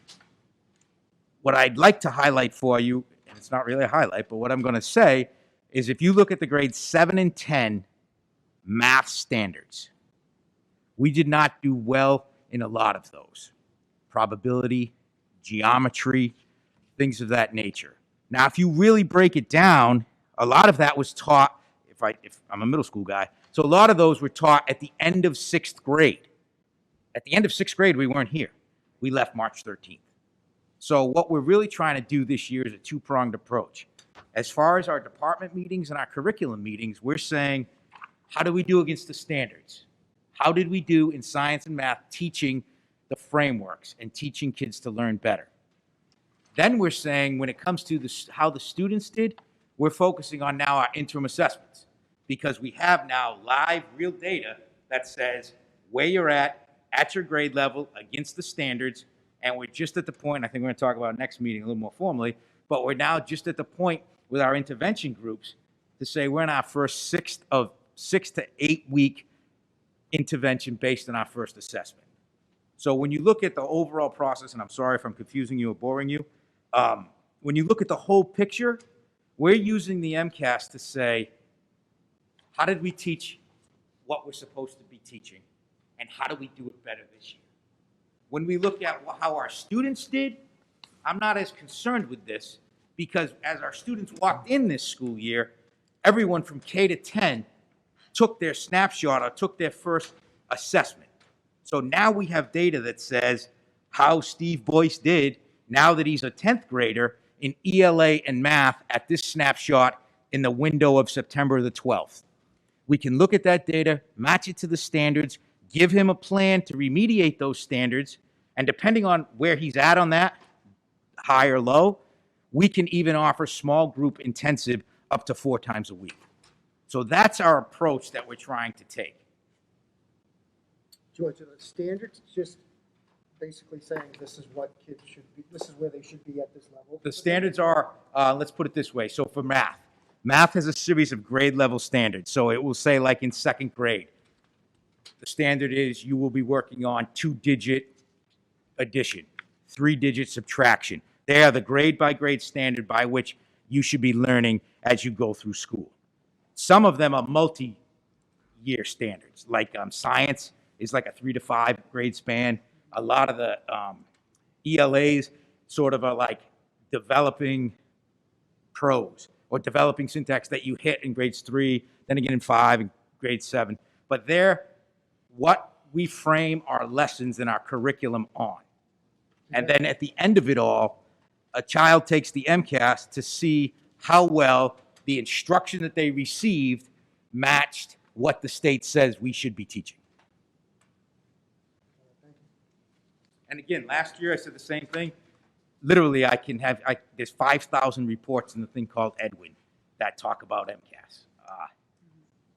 Whatever your fancy is. If you want something, if you need something, if you want to talk, call me up. So I have 2 questions. Yep. So, and I know the answer to one of them because I've been looking at these for ELA, but I know in grade 10 for ELA, the state average improved. For ELA, Right. The state average improved, and we kept pretty much in line with that in Whitman-Hanson. Right. So that's good. What about math in grade 10? Did that state average improve as well, or do you have that up? The state average actually dipped, Okay. and we sort of dipped with it a little bit. Yep. The saving grace we had, though, is although we didn't have as many students in the exceeding, we did have then more in the meeting expectations. So they sort of lumped that together. If you're a meet or exceed, that's where we want to move all our students to. Yeah. The second, just a follow-up, is what are you doing with this data as far as, I know you have things and, power blocks and things are happening in the elementary schools, but what are our teachers looking at this data? Like, I know in some districts you get your students and you can see where they are, like you just mentioned. Is that happening or? So right now, we have not, all we've looked at are the standards by which we are supposed to cover and supposed to teach. Okay. We've only given the overview. However, there are people in every school, our teacher leaders, who have the ability to give those teachers themselves their raw scores from their students. Yep. But we have not focused on how the kids you had last year did. We're focusing on how do we do teaching who we had in front of us and how can we make it better. Okay, thank you. Any other questions? All right. Any questions for George? And like he said, if you want to come in, you want to report, talk some things, give him a call because there's a lot of data out there. I think where we are with our intervention program, which is new this year, it's going to help quite a few students based upon what we see. Moving on, so Student Advisory Council, this was brought up, and it's in Mass General Laws that every school committee, every other month is supposed to meet with a school advisory council. This was asked last year. I reached out to MASC Executive Director Glenn Kuchar because I figured, hey, am I doing something wrong? And actually, I put in the letter. This was brought up. Are we making a mistake? And his email to me was, Jeff, the monthly law requirement is over 50 years old and is never enforced. No one that I know meets bi-monthly with their student advisory board, but most meet with a delegate at their meetings, aka the student representative, and we do that. That's basically the story. I know, and this is just his take, I know when the law went into effect in the early 70s, we did it once, and Glenn was in Cambridge. Well, we always had a student representative, including the Bill de Blasio, who is now the mayor of New York City and has always contributed effectively. So we've done different things here. David mentioned Maura Burt. When I was principal, Maura used to sit next to Chris Howard at that corner table because Maura was the student advisor and wanted to be part of the meeting. We can do that. We can have a student advisory committee. My caution to you folks is getting a student advisory committee to be here, and it's another time period. What I'm doing to get student outreach right now is I kept with my superintendent's council, and I'm actively meeting with every student council, not every month, but bi-monthly. So I met with my superintendent's council, and I met with Hanson Middle School council today, and I'm going to every building. So I'm hitting elementary, middle, and high. So it's up to the committee. I know that my colleagues, I think the town of Plymouth has a student advisory council. None of my other colleagues have when they have a student rep. So basically, I do whatever. I'm not going to be part of that student advisory council if the committee decides to meet. That would be a meeting between you folks. And again, I'm looking for some guidance. I think we're following the spirit of what we should be doing and what I'm comfortable with what we've done in the past. But that can always change to the desire of the committee. Did we, were you talking about engaging school committee members in those conversations, or was that, am I jumping ahead? So you're jumping ahead. Okay, never mind. Okay, let's stay on this one. I'm going to continue to mix these two up continuously. So, questions, thoughts from the committee? Yeah. So I have brought this up in the past, and it was a result of attending the MASC conferences where they did discuss about engaging and including student voices. And that the Student Advisory Council, while it is a 50-year-old law, it is a law. And every year, DESE does send a memo to the high school principal with, have a copy of it here, and it does say action needed. So it does encourage the high school principal to follow the process in establishing an election process at the high school where the student body would elect 5 students to be on the advisory council. The law does permit also a school committee member to volunteer to be the outreach liaison to facilitate those gatherings with the student advisory council. And among those 5 students, 1 would elect their representative. And it does talk about the school committee meeting every other month with those 5 students. And I think if there's an opportunity that we can have to include more student voices in this process, it's something that we should be following or encouraging. I am a delegate to the MASC conference. This is the flyer. It was probably mailed to all of you. And I'll just make mention that the general session on Friday morning is called Amplifying Student Voices During Complex Times. Just to add, it does say, when broader community issues directly affect students' lives, it is critical for students to feel heard and for their viewpoints to influence decision-making.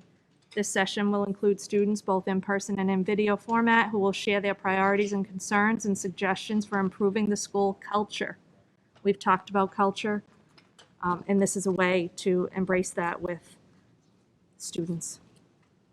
I would volunteer, unless someone else would want to be an outreach person to support students in an election process. David and then Chris. Yeah, I just wanted to add, so Jeff is talking about the law right here. I have my law book on me. It's Chapter 71, Section 38M. Oh, you have a copy right there? Oh, no, sorry, I can read it off here, it's fine. But I was just going to say that members of such student advisory committees shall by majority vote prior to the first day of June in each year elect their number, elect a chairperson who shall serve for a term of 1 year, and the chairperson of the student advisory committee is an ex officio non-voting member of the school committee without the right to attend executive sessions. And in the past, as Jeff had already mentioned, we had Maura Burt. She was our student representative when I was in high school. She sat right next to Chris Howard. And at times she would give her opinion on relevant discussion. I did reach out to her prior to this meeting.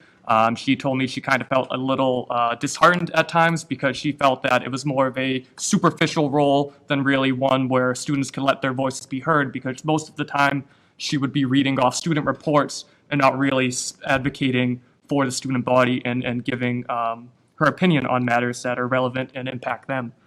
So I guess I just want to add that, whatever we do, I mean, this is the law, and I would encourage student representatives to sit with us if that's something they want to do, if the chairperson wants to do that. But most importantly, I think us as a committee should make sure we're advocating for them to have the ability to be heard and have their voice and not just, give off events that are happening at the school. We really want to know what's happening on the insides from people from, all socioeconomic situations, the overachievers, kids who are struggling. We want to understand all sorts of perspectives so we can keep that in mind when we are making decisions that impact their behalf. Because at the end of the day, we sit here and we make decisions, but it's them who are being impacted by our choices. So we got to remember that. Chris? So, in my mind, we have a 50-year-old law that doesn't sound like it's being followed or whatever by most of the districts. But that, to me, doesn't negate the responsibility that we have to engage with our students, right? So would there be any harm in putting it out there to the students and perhaps maybe because they have other sports and activities going on at the same time we meet, maybe we could do something through Zoom or something like that to help facilitate their involvement, some other way to help them feel heard. If, in fact, there's enough students that want to participate. And I understand that's a concern and an issue, that I know Chris has spoken in the past about, trying to establish some things and he just doesn't get the response that he hopes for, so there is that as well. But, I do think it's a worthwhile exercise to try to reach out to the kids, give them an opportunity to be heard in maybe some unconventional ways, if that helps. Hillary and then Fred, and then David, actually, and then Michelle. So I'm just confused because I have these two documents. So advisory committees to the school committee, is that what we're talking about right now? This one here? The 38. We're not talking about policy BDF. That's something relating to the early childhood education subcommittee. That's for later. Okay. Yeah. Never mind. I was Different looking at the document. wrong. I know, we get Okay. a lot of documents. So I guess my question is, just student participation. I know, so I'm on the school council at my school and we have school council representatives. So each class has a student who is a representative of the school council. They never come to the meetings because they have sports, because they have work, because they have this.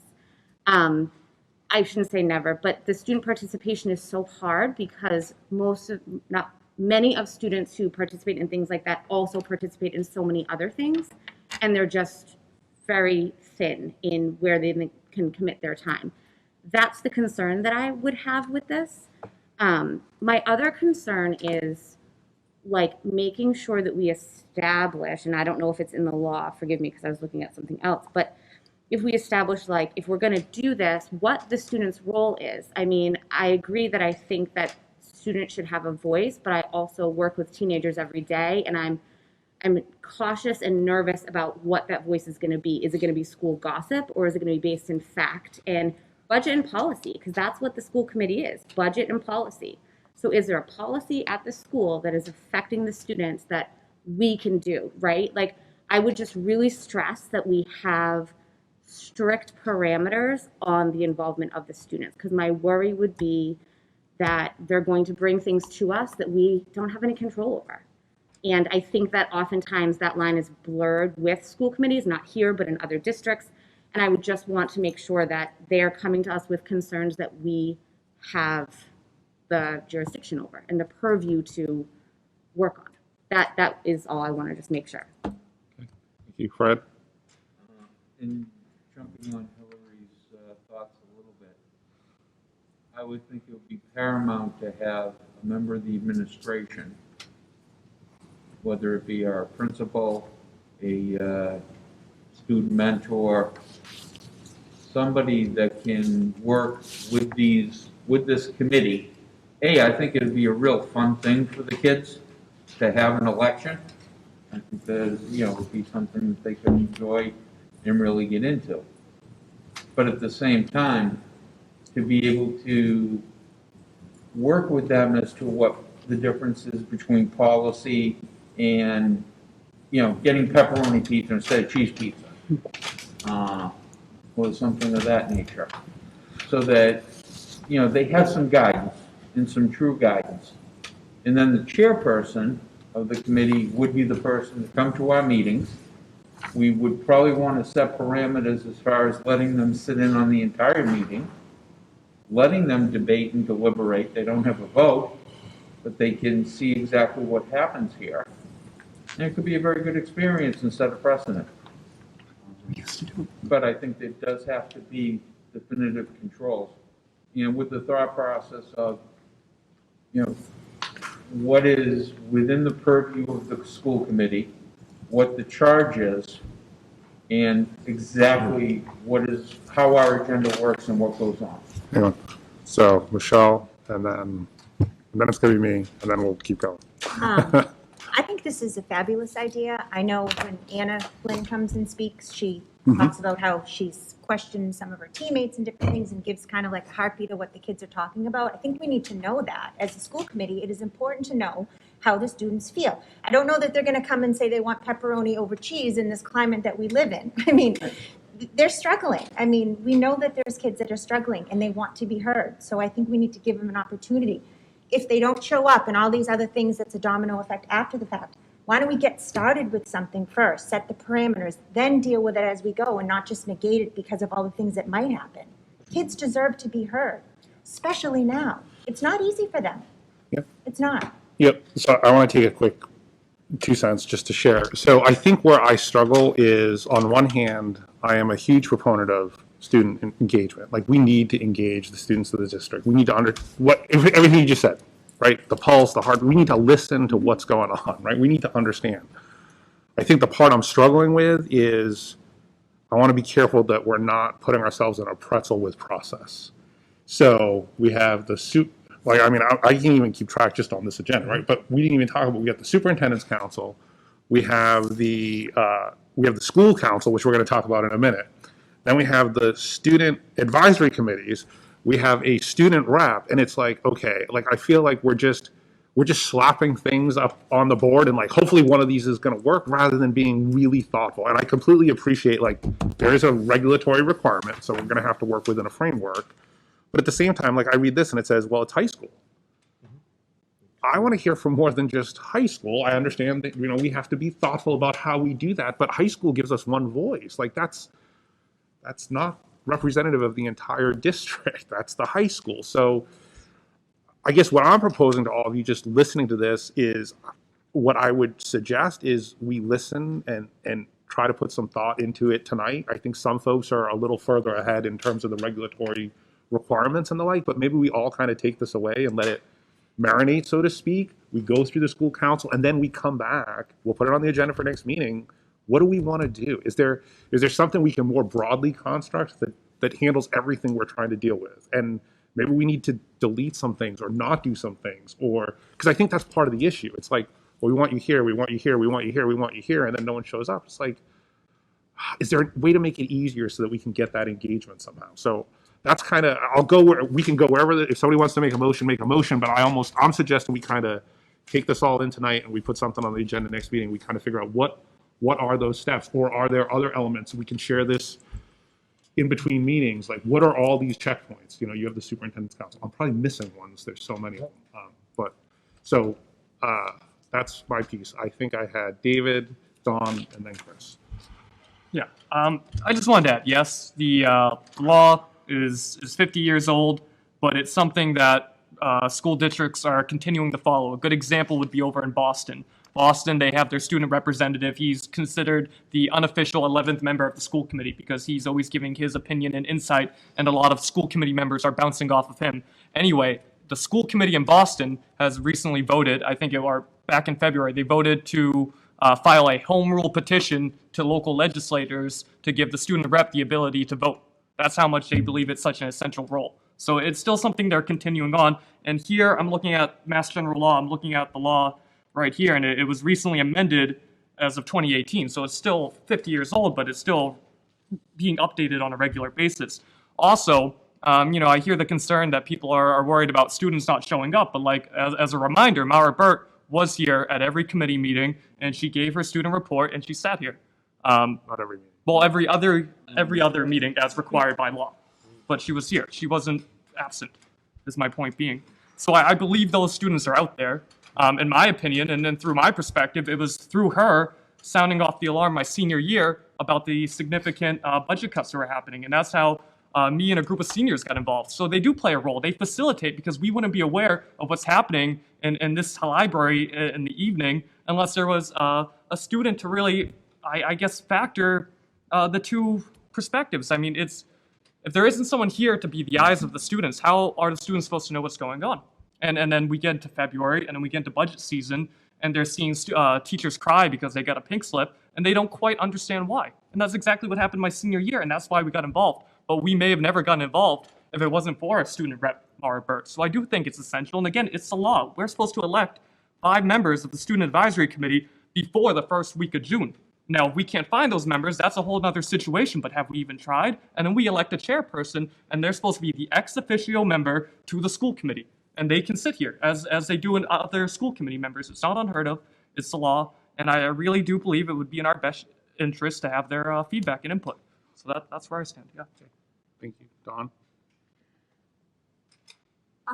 I don't believe there are too many councils. I think they each serve their own purpose, and superintendent, if you have your superintendent council, then that serves its purpose because you can certainly, there is a policy that says you can have any council you want to adopt. The school council, as Hillary alluded to, is for the school purpose, and it has its purpose with the principal, with external community members, as Ms. Cronin mentioned earlier tonight. That serves its own purpose. Student Advisory Committee serves a different purpose, I believe, and it is through an election. And I believe we shouldn't be making the decision for students saying that they're too busy, right? They have too many other things. There are students who this may be their only thing, and we're taking an opportunity away from them. It's a leadership opportunity. There are other students who are given that leadership opportunity in school already, whether it be through Students Against Destructive Decisions in a club or on an athletic team. And I would bet that there's a student in AP History who just is interested in this process. And they may be that person that is waiting for an election or waiting to be asked. The last thing I'll add is last year when I was looking into this on the DESE website, there's a contact person at DESE who organizes these regional meetings. I reached out to her last year. I emailed her the other day and asked if she had any information. She did give me the name of a Whitman-Hanson student. I will not release that, but I'd like to confirm. She said they are on the Southeast Regional Student Advisory Committee right now. And this particular student actually was elected as an officer of the Southeast Regional Student Advisory Committee. So that particular student will have a role with this and an opportunity to advocate and learn more. So I'd like to hope that we can follow up with this and continue the discussion in coming meetings. Can I just add, that's a different, Dawn, those are 2 students that are elected to the Student Advisory Council for the state. That's not this council. So they would be different. You're talking different students. But I think they're supposed They're to the come SAs. from. Yes, they within could, the school. but that's a different elected, those are 2 spots that each school can send to the State Advisory Committee. They can travel by state. So they could join this committee as well, but they're two separate committees. I think that's my point, right? There's so many How they committees. differ, yeah. There's so many committees that I think. I believe it's the same But thing. I think that one is Okay. student council, like it's reps from there, no? Could be, by law. No. No, there's 2. So you can have a Student Advisory Committee to the school committee, but you're required to send, and we have, in some years we have nobody, but then we send, in this year's by Zoom, but we've always sent 2 kids to Boston, and they have regional representatives, and they meet, and the student that you're speaking to, I spoke to yesterday, is actually on the chair of the mental health committee in the state. Different groups. More student involvement is great, but let's separate those. Fred, and then, Oh, I missed my. oh, Chris, sorry. Chris, was it Yeah, Chris? you're I can't keying keep up track. there. This is a Yeah, just quickly, engaged conversation. certainly something the policy subcommittee could look into if you chose to give us that assignment. We'd be happy to do that. Secondly, I think it's a matter of doing what's best for the kids, not necessarily, I think we can come up with a good, solid plan to involve kids in some shape or form. But I think it's imperative that whatever we do, we need to sell it. Like, beyond just a posting and word getting out. Like, I think we should try to engage to the point where we're trying to attract kids in, So that, I just want to keep that in mind if and when we get to the next, down the road. Yeah. Right, thank you, Fred? I'm going to go back and, back to my analogy of the pizza and the style of pizza. I don't think that should be what the Student Advisory Council is about. I don't think that's the purview of our committee, and I really think that if we can, by our next meeting, identify a structure on how to facilitate A, the election, B, the involvement, or perhaps A, the involvement, B, the election, C, whether it be the principal or a mentor, student, class advisor, somebody that can help to give guidance as to what the school committee's charge is, and, perhaps on a monthly basis go over our agenda and our discussions, and prepare for the following meeting, unless they're going to come to every meeting, which they'd be more than welcome to. But if we can do that by next meeting, I understand we're supposed to do this by last June, but I'd rather see us put the structure and the plan in place for our next meeting so that we can implement it as soon as possible, or practical, I should say. Okay. So I'm going to look to the committee. So how would you like to proceed? Do we Put want it on next month's agenda. And have it Can further. I ask a question, a clarifying question? Yeah. So in the law, it says that these students who are on the committee would be elected. Correct. So there's a An student, election. so we as a school committee would not facilitate that election. Nope. That would be up to the student. We No, but a can't. That's such representative an of the overreach. I'm sorry, but that is such an overreach on us to go into the high school and be like, we are going to run an election. Like, so who would be in charge of running that election? Would it be Dr. Jones? Would it be the student council? So would it be wrapped into all of those elections too? Like, do we need to talk to the student council advisors and talk to them about, selling this position? So I if mean, I I can- feel like there's a lot of If I can things. answer, so the Student Advisory Council, when that letter would come out around the Student Advisory Council, I would go to the Student Council advisor and say, please post this and run an election. Yep. And they run the election, and if we get 2 kids to run for it, awesome. If we have 0, we don't have a student advisor. I would assimilate the same and go to the Student Council advisor and say, the school committee would like a Student Advisory Council to meet bi-monthly with the school committee, correct? It's the entire committee, and we need to have an election. And we would facilitate that election at the high school in the next month, 2 months, whatever, and start it for whatever date, the target date the school committee would do. And I would charge them to do that piece. Mm-hmm. Now, how they facilitate that election, whether it be speeches, whatever, I don't know. I think it's imperative, though, that they know what they're getting into, Mhm. and the time commitment and the opportunity to be here. And on the flip side, when that would be. Is it going to be during the day? Is it going to be at 2 o'clock? Is it going to be at night? Is it going to be by Zoom? And then the parameters of what can be said, because I do think, and see, the pizza pit question is a great question for me and my superintendent's council, and that's why I'm going around. I learned about toilet paper and paper towels at Hanson Middle today, and they were great, and they told me all these things, and they also told me things that they can't tell you because it's personnel. And that's where I want to be very careful when kids share about the way their teacher did something, and you'd have to be very consistent. But we can educate them. It's a good opportunity. My thing about the law, around June, you ostracize your freshman class coming in.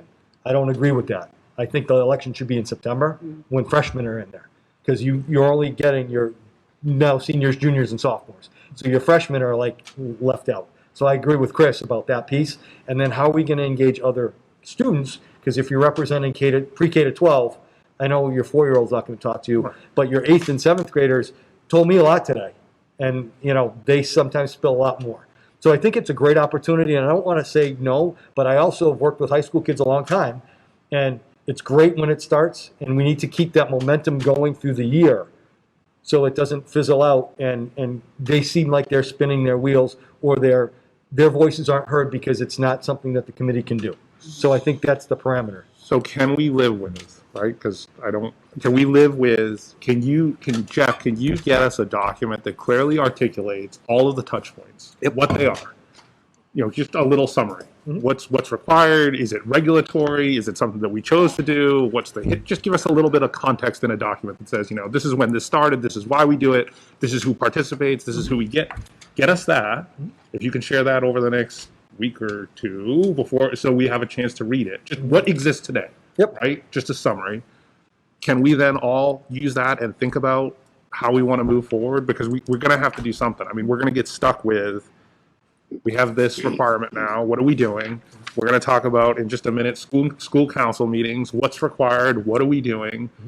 And to me, I very much appreciate we need to follow what's required, but I also want to make sure we do things thoughtfully. I don't want to just, to me, I'm not in favor of a motion that says we're going to follow 38M because I think like the conversation we're having now is like, well, who's doing the election? What are the roles and responsibilities? I think it's just, we're compounding a past mistake. Maybe we didn't have this set up, but now we're going to make it worse by just rushing to do something that isn't thoughtful. So that's my 2 cents, but I'm 1 of 10. So someone can make a motion if they want to take this up or otherwise. Motion to table for our next meeting, subject to the superintendent getting us the information that you just requested. Okay. Second. Any further? I don't think there can be discussion on a motion to table, right? Anyone know? Hold on. I have my fancy. You got it? Okay. I got a card. Let's see. Let's just move on. All right. If nobody all seconded, those- he can just speak. All those. What's that? If nobody seconds the motion, did someone second? Wait, seconded. I just didn't want to see us rush, that's all. I want to do it Okay. right. So then there you go. So all those in favor? Anyone opposed? Anyone abstain? Great. So I will send you, Yeah, we need to- not to discuss, but I will send you a document for review prior to the next school committee meeting with all the touch points of student participation in the district at every level. Great. Okay? That'd be fantastic. Just Both what exists today, not what exists, proposing, no, just what concept. exists, what I got currently today. Okay. Before you guys go on, when we did the field trips, we did not discuss the field trip? Right, that's later on. Oh, is it? That was just the athletic, yeah.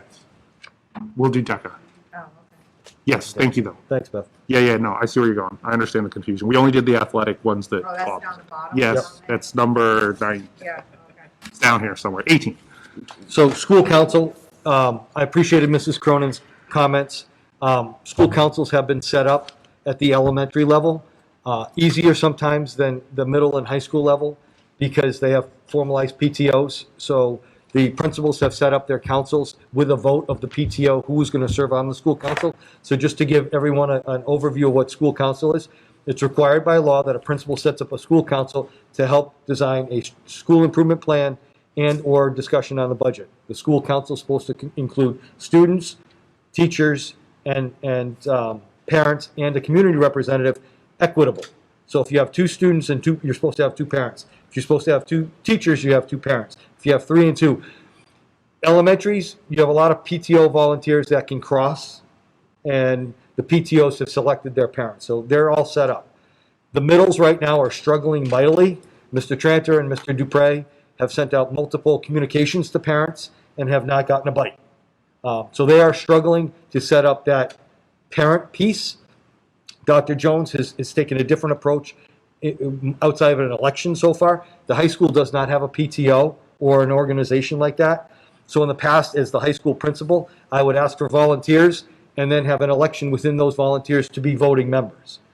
Also in the past, I've had everybody there because I was lucky to get 2 people. So I didn't have an election to scare someone off. So it's worked both ways. So right now, my recommendation for Dr. Jones is he has a meeting on the 27th, and all these meetings are public meetings that are posted. he elects voting members of folks that are there, or they table and have everybody there participate depending on what he has. That's a struggle for us, and again, being the former high school principal, I would have parents there that wanted to get off agenda. We had participation. I would have my folks, and we'd get some good things done. But then there were other meetings where I would have, and I would be the only one sitting at the table.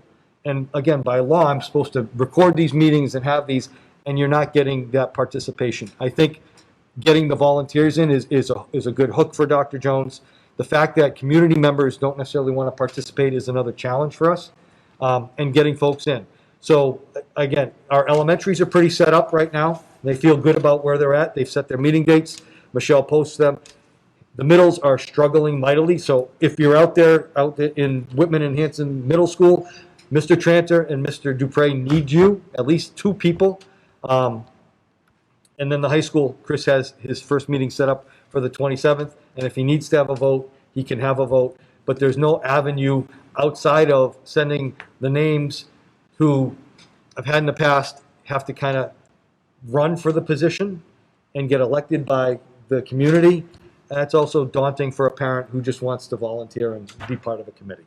So again, that's what we have right now. I can brief you better after those first meetings happen, the first week of, last week of October or November, but we're following the guidelines. And again, we want parent support. But again, I go back to the law. The law hasn't been updated, and with parental participation, the law was written prior to ed reform, and there's certain pieces of that law that should be updated to give people a little more leeway in how they select their councils.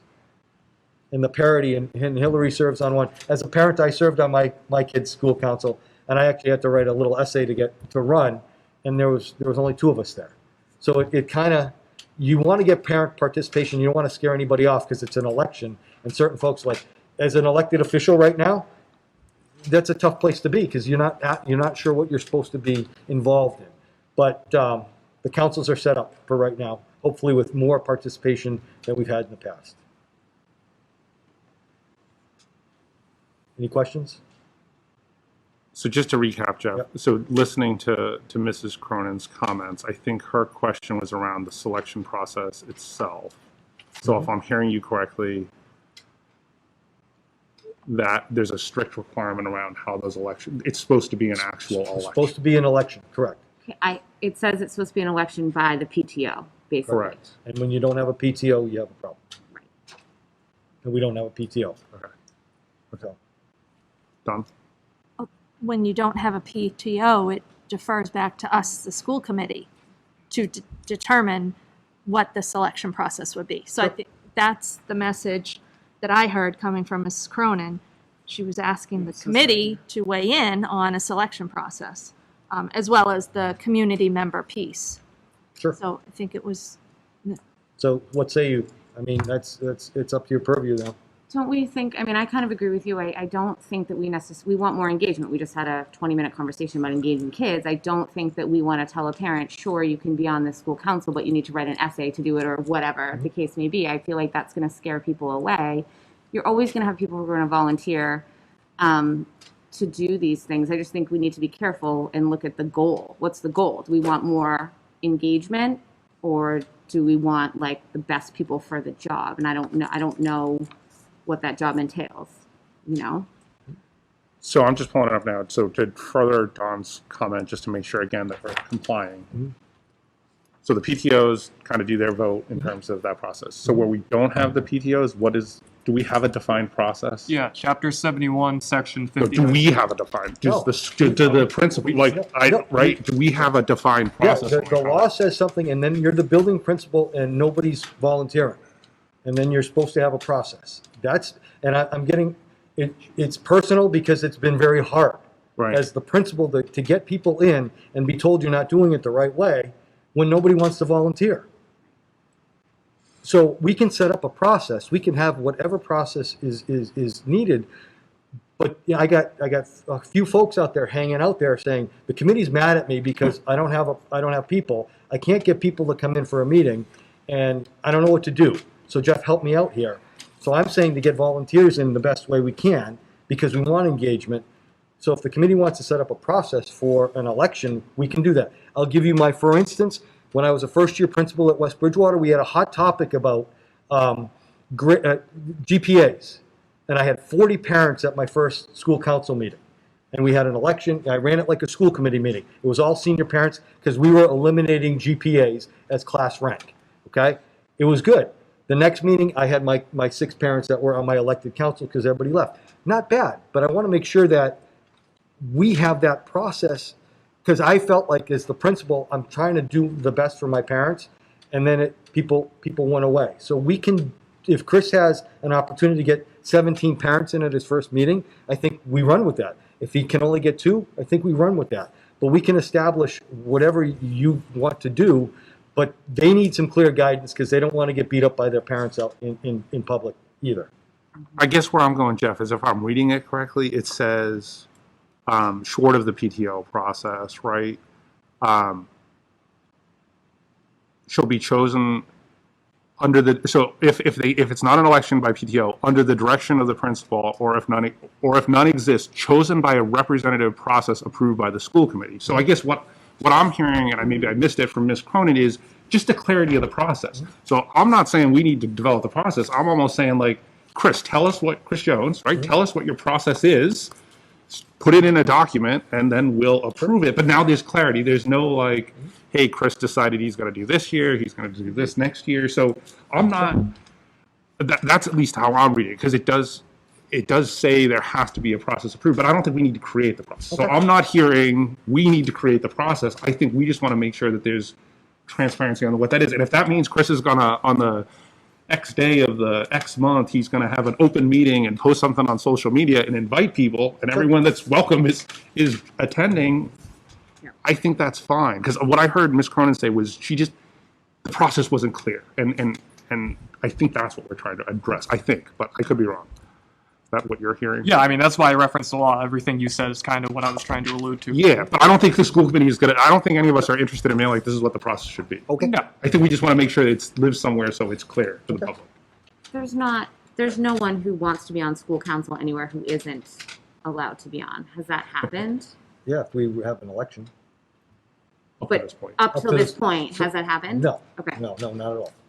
Right. So if the process is, if it's a PTO, this is how it works, and if it's not a PTO, this is how it works, I think that's hopefully. Okay. Does that make sense? That does. So he has his first meeting, so would you, I need to do that sooner rather than later. well, I can't share it with the committee before that, so. I know. I'll talk to him and we'll get something out just about the process. Unless you need a vote on that. You know, the whole thing of getting volunteers, and it's always the same, no matter what I have been involved in. It's the same people who volunteer for everything. Mm-hmm. And if you're going to make it too difficult for a process, then you're not going to get some different people in. And I think, we're trying to get some different people. I mean, it's the same old, and it always has been. When I was on MTA, it was the same ones, the same people volunteered to do this, to do that. If you want new people in, you can't make it so restrictive and so difficult that they're not going to want to do that. Because like you said before, there's people who don't want to they don't want a town election. They don't want to do that, but they want to be involved. So, I think by leaving the process like you just suggested, that's fine. If there's no PTO, whatever works to get people in, to join in the conversation. I think that's the most important part. Right. And that's what we all I'll get that too. Okay. Not a problem. Okay. Any other questions on council? Because we'll get that to you. I'll The community member piece of it, I don't know how much we can contribute to that, but I think she expressed that as an important piece, and I don't know. So as members of the community, help me to get that word out. So Right. how do I get that word out? Because Chris is going to post something on social media because that doesn't, Right. Yeah. so help me tell him or all of our folks how to engage that. How about we talk to selectmen and, one of their meetings, they can announce it about towns, that Sure. The school is looking for community members. So can I just send a letter? I'm going to send a letter to both town administrators and say, we're looking for this. Ask them to read it, sure. Yep. I think that you're right. And then again, I think that's where if Chris can kind of feel comfortable with like, this is kind of what I'm going to say, and here are the outlets I'm going to use. I'm going to throw something in the Express, the selectmen's meetings, but now it's clear to everyone, and we're not left on like, the parent coming to us and being like, well, wait a second, that was posted here and I didn't see it here. Just have him include that, I think, and we should be okay. I think. Right. Sorry. Is Chris's turn coming up soon, I believe, for his principally speaking page Oh yeah. in the Express? Oh, I don't know. It I could think be. it's coming Yeah, up. stuff like that. It could be. Yeah. Maybe if he writes quick something or other about the importance. But this is for all, though. The community member is not just the high school. Every Correct. council's supposed to Everyone have needs something. one. So it's going to be to the selectmen. If you want to, So- these are the posted dates, and they're all open meetings We too. ask our superintendent to write a piece. I know you just said you had to write an essay. Yep. Perhaps one of us wants to volunteer something, but to write that for the Express, how we are seeking volunteers, the importance of it, and, what they can gain, Always looking for volunteers to write an article. Never a taker. Someone so- want to write an article? Fred? David? Someone, I have a feeling you'll get someone to do it. I I think we just need clarity on making sure I that, gotcha. we're reaching out for the right thing, but we got some writers. You want me to write it? All right. There you go, So- see, you got to volunteer. I'll get it in. Send it to me. I'll get it to Tracy. But I think so. ESSER grant, just update, we filed. So we had an October 4th update, or we had to file for ESSER 3. George, John, and I put together the grant outline based upon what we've heard from the community. It's pretty simple. We had a deadline. Alex Lilly, who's in charge of grants at the state, hasn't responded back, positive or negative. Usually, if there's something wrong we have to fix, he sends it right back to us. So TBA, more information to follow, but I just wanted to know that we filed the grant by the deadline. And that was for FY '22? Or like the piece of that? Or? It's the piece over time. So Oh. we filed here, and it's really could be used FY '22, '23, '24. Yeah. Fred? Now, this, you had alluded to there's still ESSER 2 money left. I think we're going to talk a little bit about that as we get into budget, but yes. Now, can we get an itemized breakdown of what we filed for? And I believe by law, where it's federal funds, our committee has to vote it as if it was a federal grant. I don't know, I think I don't want to say it has to be voted by the committee. It can be voted by the committee, two different words. So as federal funds, like Title I, the committee's never voted on Title I, which is federal funds. So can and have to, I can share all that information, and the committee can vote it. The committee can vote to accept it. The committee can't vote to change the grant. You know what I mean? So you can vote to accept the grant as we put in, or when we accept the money. But the fact of a grant piece, if you look into the grant and say, oh, Jeff, I don't think you should be spending the money here, that's not the purview of the committee, because that's not in the district budget. You know what I'm saying?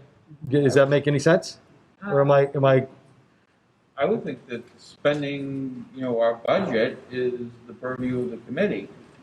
And I thought all federal grants, and I thought this was classified as a federal grant, It is a federal grant. You are correct. that has to be voted on by the committee. Okay, we can vote it. I don't believe that, but I can follow up. I'm not 1,000% sure, so I'm not going to stake that, but I think it may be approved by the committee, but I don't know if it can be changed by the committee.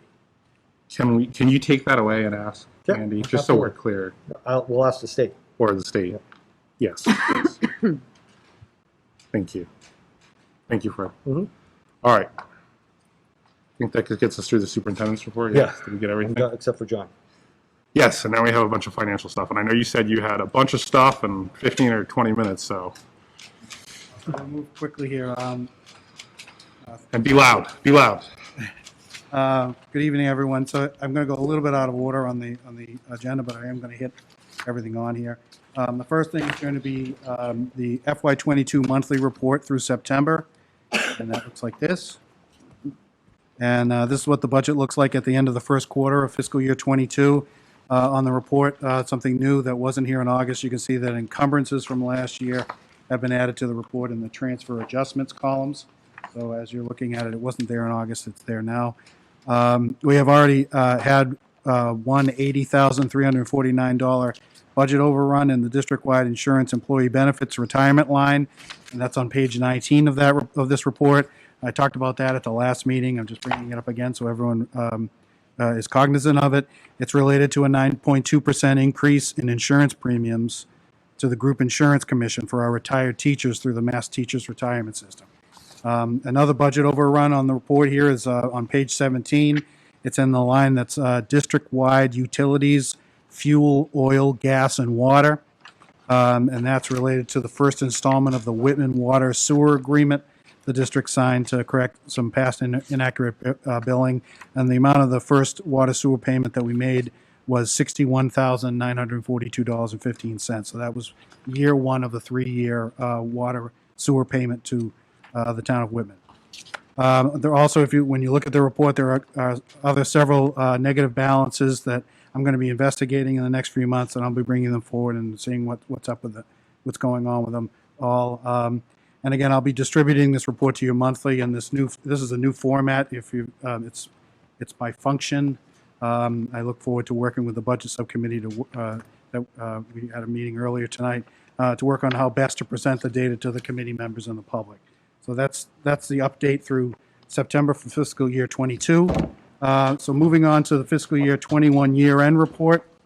So there are several documents here that I'll just try to move as quickly as I can, but I want to make sure that everyone sees that we're being transparent here. You've got more documents. There's a ton of documents to go through. I'll try to move quickly. I submitted the FY21 balance sheet to the Department of Revenue on September 8th, and the Department of Revenue certified our FY21 excess and deficiency amount as $1,868,318. That's this document here. That's from the Department of Revenue. These are all public documents. That's the Department of Revenue's document that they use that says what our amount is. So that's the calculation.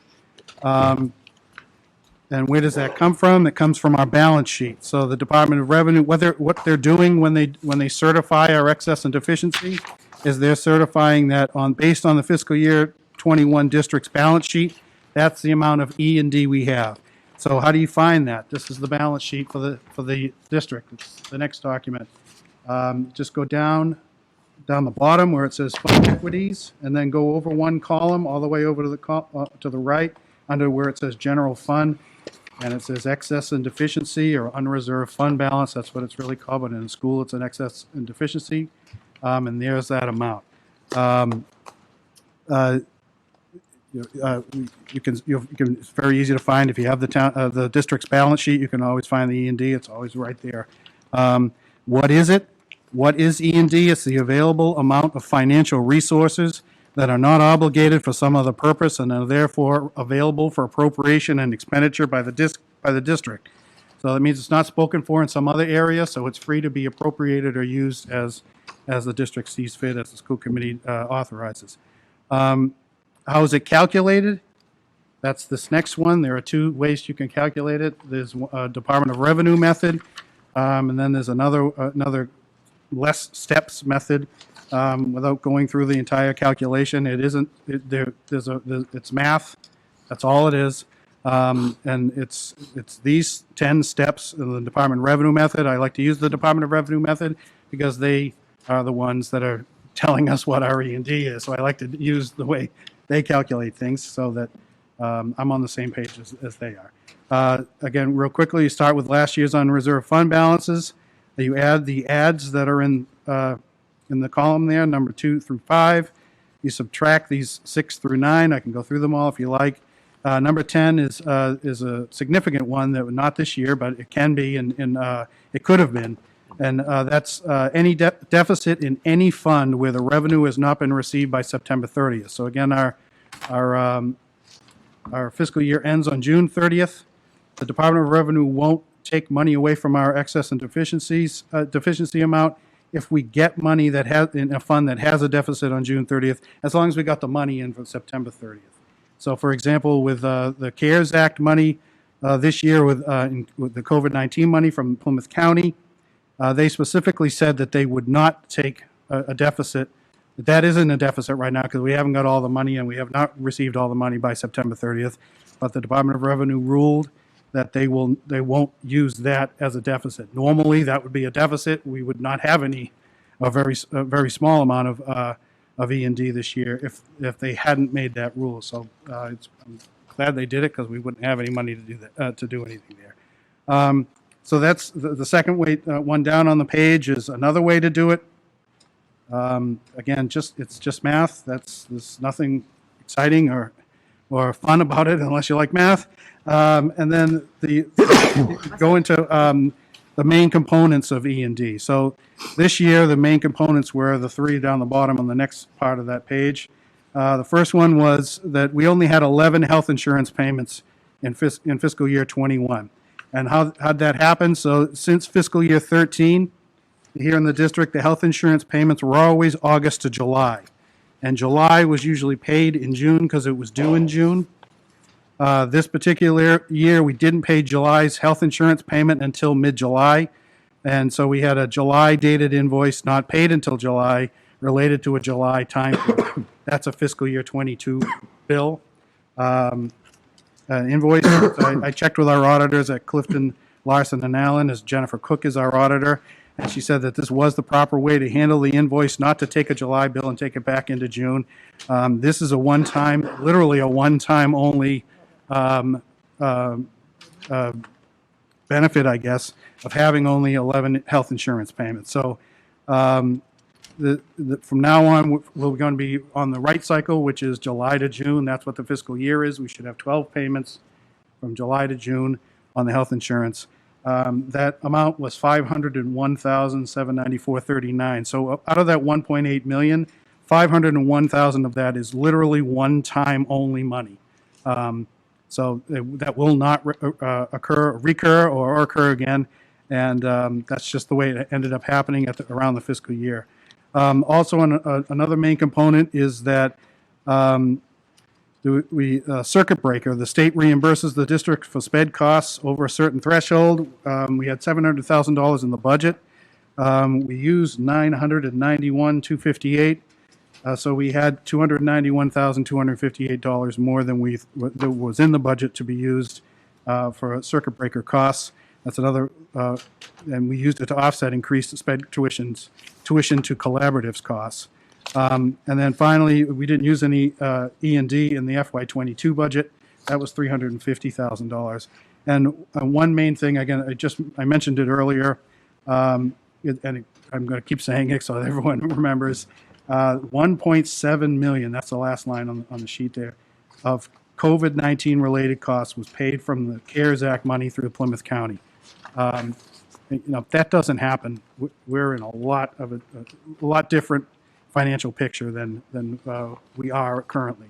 So that was the county and getting the money from the feds, and hopefully they've been giving us more money as they're able to process it. We just hope that they can keep moving on that as fast as they can to give us more on to give us everything that we're owed. They haven't done that yet. So just moving on real quickly to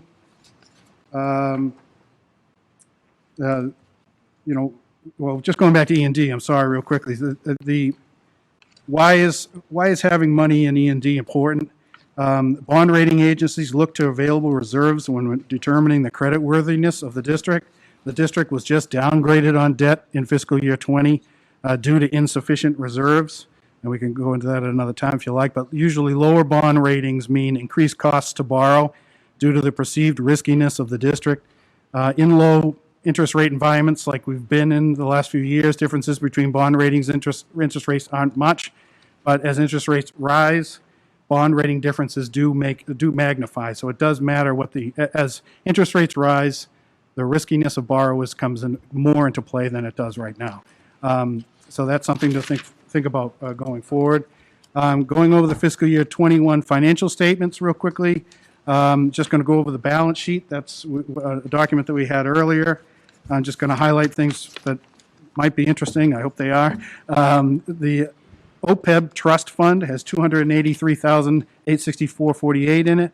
OPEB stands for Other Post-Employment Benefits. I might get no fog up here. So those things that we are required to pay retirees other than pension, so by contract. So right now, we have $283,000 or so in the fund. We have a $103 million liability. It's great that we have money set aside. Of course, 283 versus 103 million is difficult. So that's something to I don't know if you've ever talked about it here before, but that's something for another discussion at another time of what we might be able to do that, to kind of cut into that $103 million liability. Again, what's in the audited financial statements, but we don't have a fund for it. It's called compensated absences.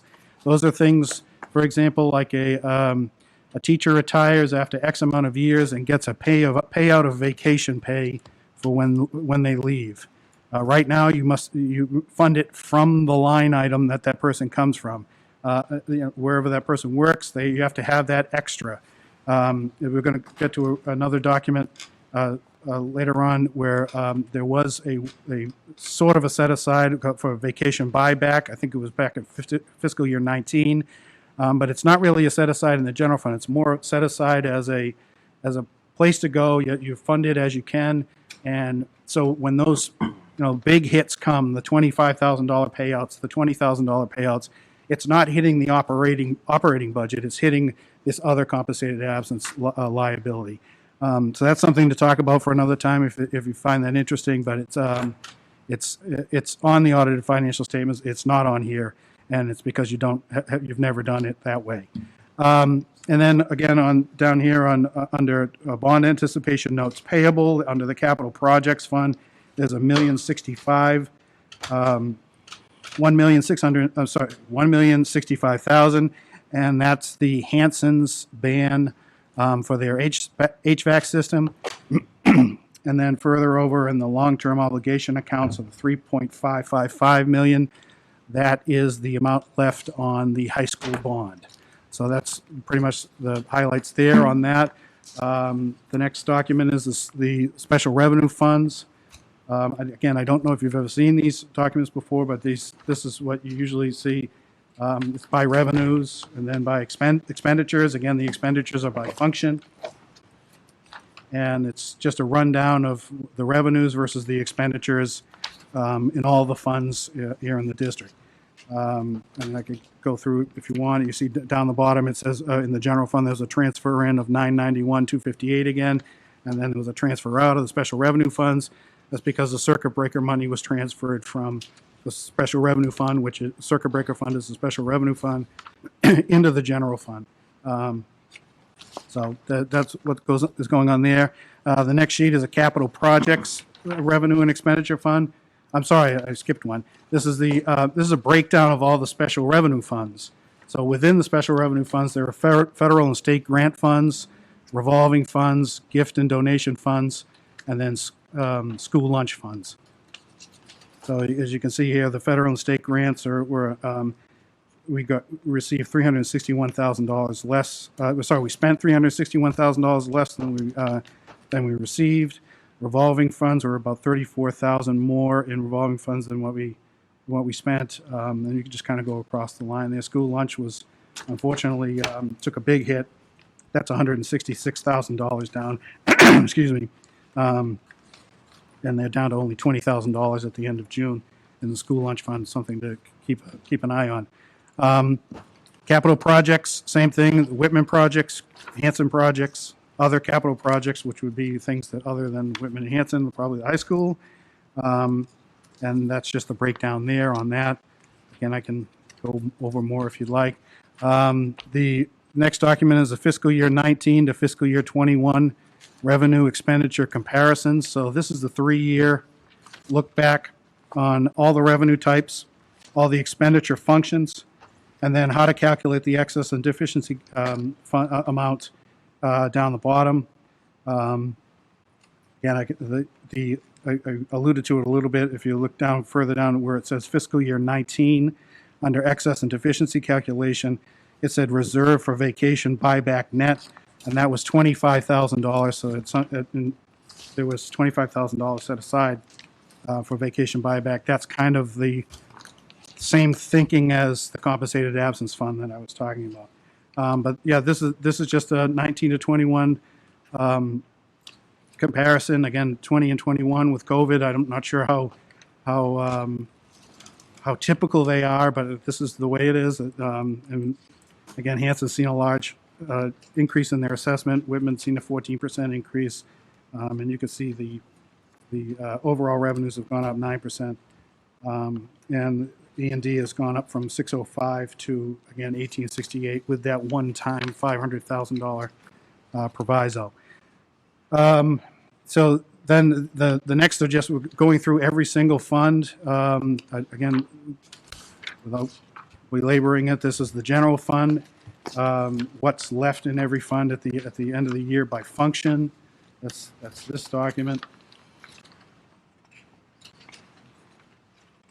So it's just the way this is reported to the state, and that's what that is.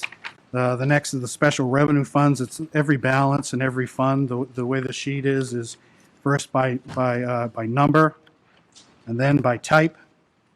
So if we look and skip down a bit to the type, because that helps me a lot here. But with grants, it has everything that I've listed as a grant. We started with 935,000, and we ended up with a negative 417,000. Again, that's CARES Act is in there at 1.6 million. Excuse me, John, where are you? Sorry. Which sheet? What sheet is it? It's this. That's stapled or no? Revenue expenditure schedule, all special revenue funds.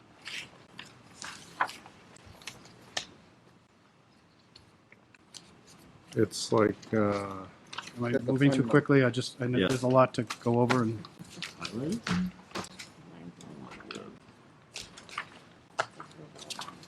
is that you okay? yeah, one of the things we can do is we'll come up with a numbering sequence. I already have some ideas. Okay, all set. Okay, so then after the grants are revolving funds. And these are all the revolving funds. They start on this second to last page to the last page. The revolving funds was 631,000 at the beginning of the year, and then 665,000 at the end of the year. So on the special revenue funds, again, on this document, you see any negatives, and I've highlighted them on the top. Those were deficits that were shown as of June 30th, 21. But the revenue was received in July or August of fiscal year 22, so we didn't have any E&D impact on any of those. There was an 81-cent deficit in one of the grants, and that was ignored by the Department of Revenue. They didn't come after me for 81 cents, which is great. And the way, going to further down, this is the second to last page, where it starts, fund number 4561, which is Hanson Middle School Revolving, and it goes all the way down to Indian Head Revolving. So all of those accounts is 7 of them. Those are the student activity funds. They're on here as revolving funds. They're listed as revolving funds. There's a difference in my world between a revolving fund and a student activity fund. And that's going to be something that I'm going to be paying attention to over the next year, trying to figure out what's going on there. That's a quick question. Sure, go ahead. What is the difference in your world? They're set up under two separate statutes. So I'm sorry, I couldn't hear you. they're set up under two separate statutes. Okay, So student activities are under Chapter 71, Section 47, Yeah. and regular revolving funds are under Chapter 4453. okay. So They've been lumped together in the past, is that what you're saying? because they're student activity funds, they should be called that, and they should be separated from where they are now. Are student activity funds, are those in the end of year report? Yes, under revolving funds. And would that go into purposeful spending, do you know, in Jesse's formula? I believe so, but I'd have to check. I'm not sure. I can check if you like. Good, thank you. Okay. So those are the balances in those, even though they're called revolvings here, they're the student activity funds. So that's what we have in those funds. I know that we had a policy where an audit should be done. It's state law that audit should be done every 3 years. There hasn't been an audit on these funds. specifically on these funds. We have an audit every year, but they don't, we need to have a specific audit on these funds every 3 years, and it's not just policy, it's state law. Excuse me. So what I've done is engaging our audit firm, again, Clifton Larson and Allen, to get a scope of work together, and we're going to have an audit done for this fiscal year. I don't know how much it will cost yet, because I haven't got anything back, or the timeline, but we will have it done. They'll have recommendations, whatever the recommendations are, and I'll be tasked with following whatever the recommendations are when I get them from our auditors. Can I ask you a question, Sean? Sure, go ahead. So you said the audits that we have, we're obligated to have, don't, have not covered these revolving accounts, right? So they cover them, but not specifically only them. So we should be having an audit of only student activity. And what would simply ask, why? Why do a separate audit? What would be the purpose of that? Just a more transparency, I would think, or more of a Better understanding of where the what's accounts- going on, and Yeah. just to make sure that we're following all the rules and regulations related to those funds. That aren't being covered under the other audit, right? Right. So the auditors, what they're doing when they come in is are the financial statements, fairly stated, Yep, and they have thresholds, okay, and they can't dig into every single account down to the nth. right, So that's the overall audit. gotcha. This student activity would go probably to the nth and check out what's going on with all of them. Yep. And it's our policy, and it's also the law. So Okay, excellent, thank you. Okay. When they perform that audit, they'll also be going over policy and procedure. Yes, that's part of their audit. They'll see whatever our policies and procedures are, and see if we're following them. In financial handling, et cetera. Yes. So that was it on the special revenue funds. Capital projects fund. That's this one. Just a breakdown of the capital projects that we have.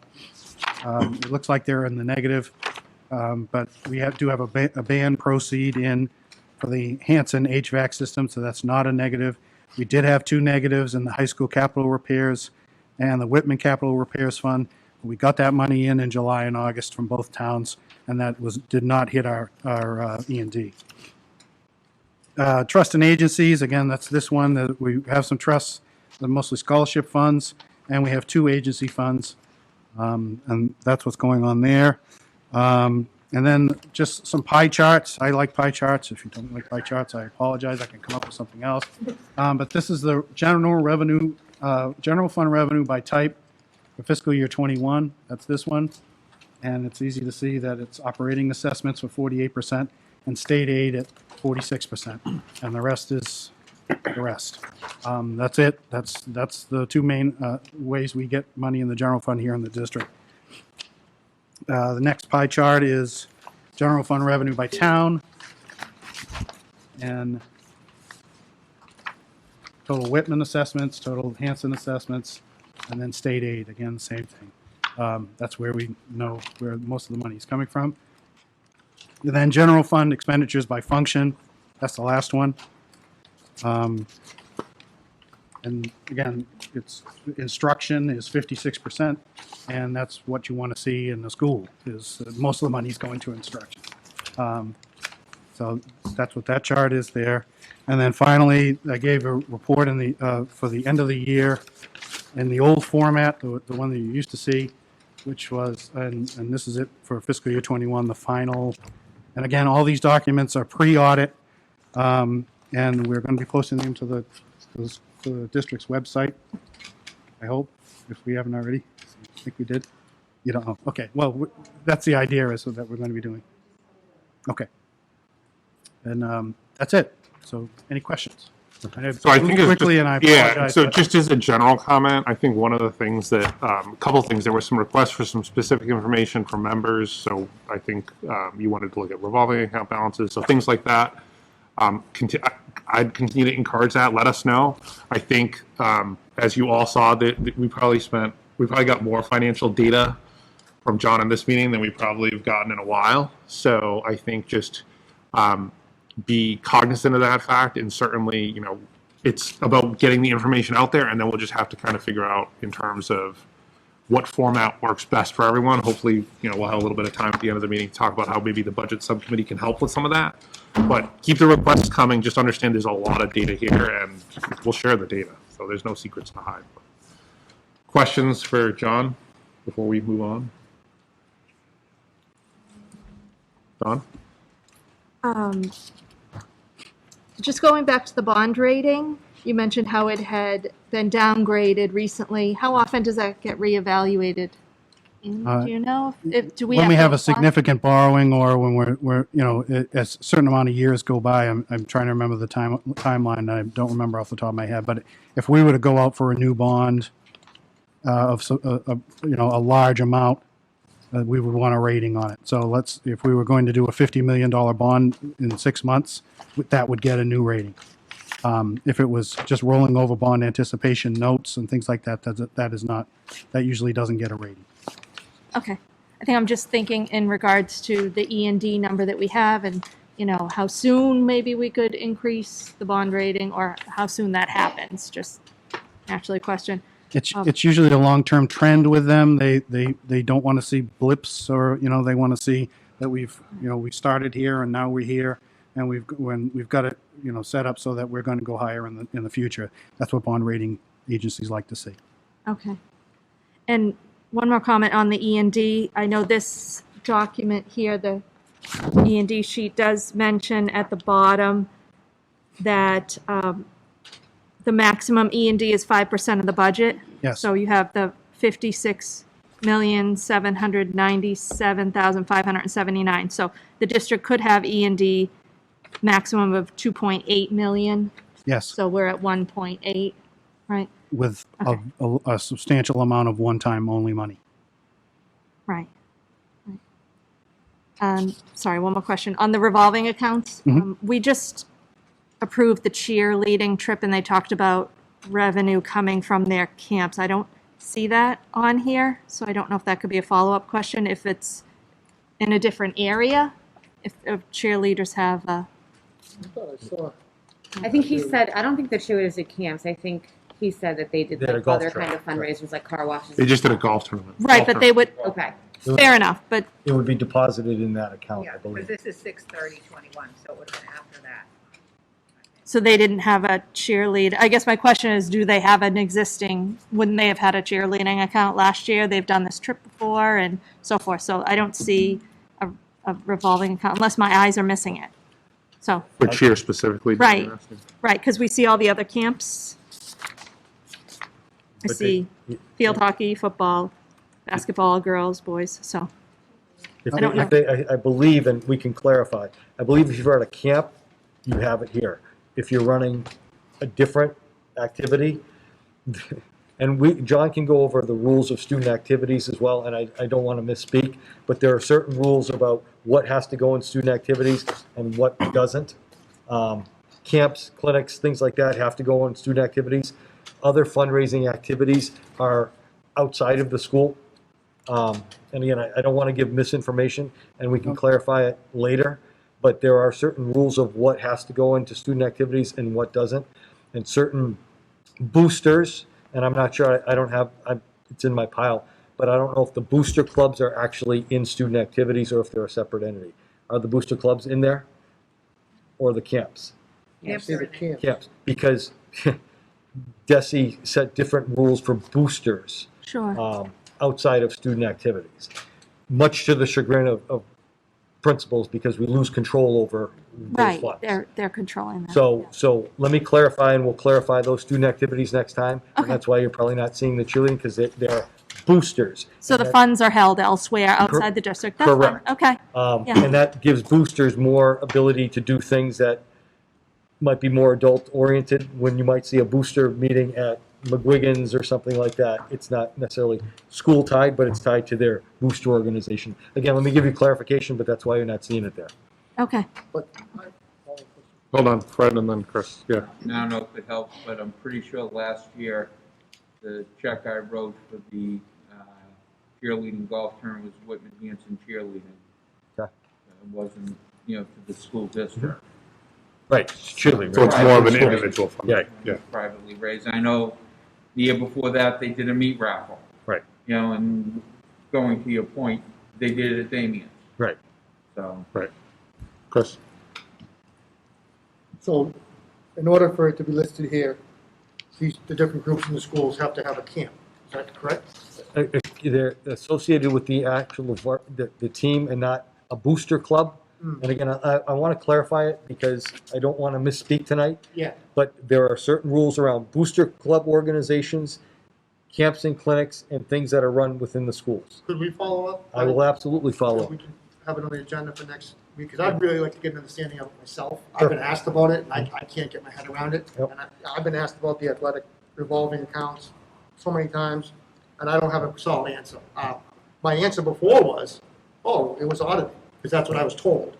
So that's apparently not the correct answer, so we need to dig a little deeper and find out. Well, I think athletic revolving is. So Student activities is not. Right, student activity is the accounts. So I thought, so I thought student activities encompassed athletic revolving accounts. Only the 7 revolving funds that are on here that had schools in front of them, like Conley, I don't have them here, but the rest of them. Yeah, So again, so like the high school has a revolving account. Yeah.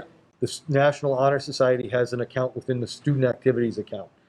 Conley has their PAC that gives them money. That's their student revolving account. Yeah. The athletic revolving account is something absolutely separate, and that's part of the audit. And that is audited. Correct. To the point that we were talking about earlier.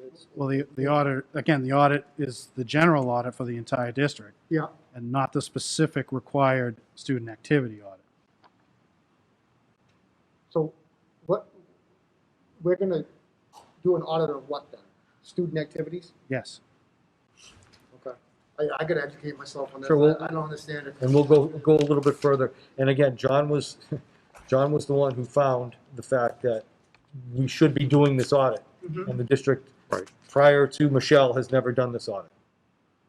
So going back 16 years, we've never done that audit. John found the fact that we should be doing it, has contracted with our auditor to make sure it's being done, so that we're in line with what we should be doing. Okay. So John, let me ask another way. So when we look at the sheet that you gave us with all these funds listed, 4502 to 4590, 4592, all these accounts, would those be in the scope of the audit you're talking about, No. or not necessarily? No. Okay. So it will only be what I believe are the student activity funds, even though they're on here as a revolving fund. So it's the specific schools, like 45, Yes. 62, 63, I just- 66, 67, I just 68, found it here. 69. So, yeah, it's from 4561 Yep. Hanson Middle School revolving to 4569 Indian Head revolving. Okay. Just So- those have their own audit. And the auditors might say, of that audit, they might say, well, some of it is revolving fund, some of it is student activity. Some of it, it's all student activity, don't call it a revolving fund. So one of the things that we can probably do, Chris, because I'm kind of hearing what you're saying, is we probably just need to make sure that there's a clear understanding. Anytime we're talking about dollars and cents, what is the process? So who has access? Who's looking at it? When are those balances there, and how does it go about it? Whether they're audited or not. So I think that was Fred's earlier point of like, what is the process? So maybe we can incorporate that into kind of the thinking of, here's what we're going to audit for these accounts, but here are the processes associated with these other accounts. That way there's just transparency. Yeah. Is that kind of where you're going? Yep, thank you. Okay. I would like to see every account that is under our custody and control to be audited, period. Doesn't matter if it's a student activity, called a revolving, whatever you want to call it. If it's under our care and custody, I'd like to see it get audited. I don't know how anyone else feels. I think some of the confusion is that John had early on, because we had all these discussions going back to, I think, 2003 when I got here. Separate from the high school, every school only has what's called a gift account or a revolving account.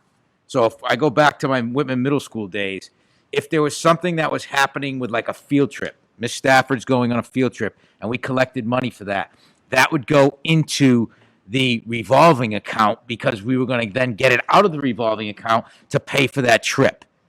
But technically, if I'm John Stanbrook, smarter than me and knows all the rules, that would have then been a student activities account that should have been separate from a revolving account. So some of the confusion and why we hadn't done things is because the district since before I got here, lumped every school but the high school because there weren't that many into either a gift, and a gift would be a donation. Steve Boyce gives us $500. That's a gift account. Money from Life Touch, money from the Calm photographer. down now. You know, the money you get from the photographer goes to a gift account. You know, the local church gives you money. That's a gift account. Everything else went into student activities. So 8th grade trip, went into revolving, 8th grade trip, field trip, all of that stuff. So John and I had an active discussion about, well, that's not right. I said, okay, it probably isn't, but that's what we've always done. So that's leading up to why we need to look at all these accounts, separate them all if they have to be separated, and then make sure we're doing our due diligence. At the high school level, it was always different with student activities because you had so many clubs and sports and stuff like that anyway.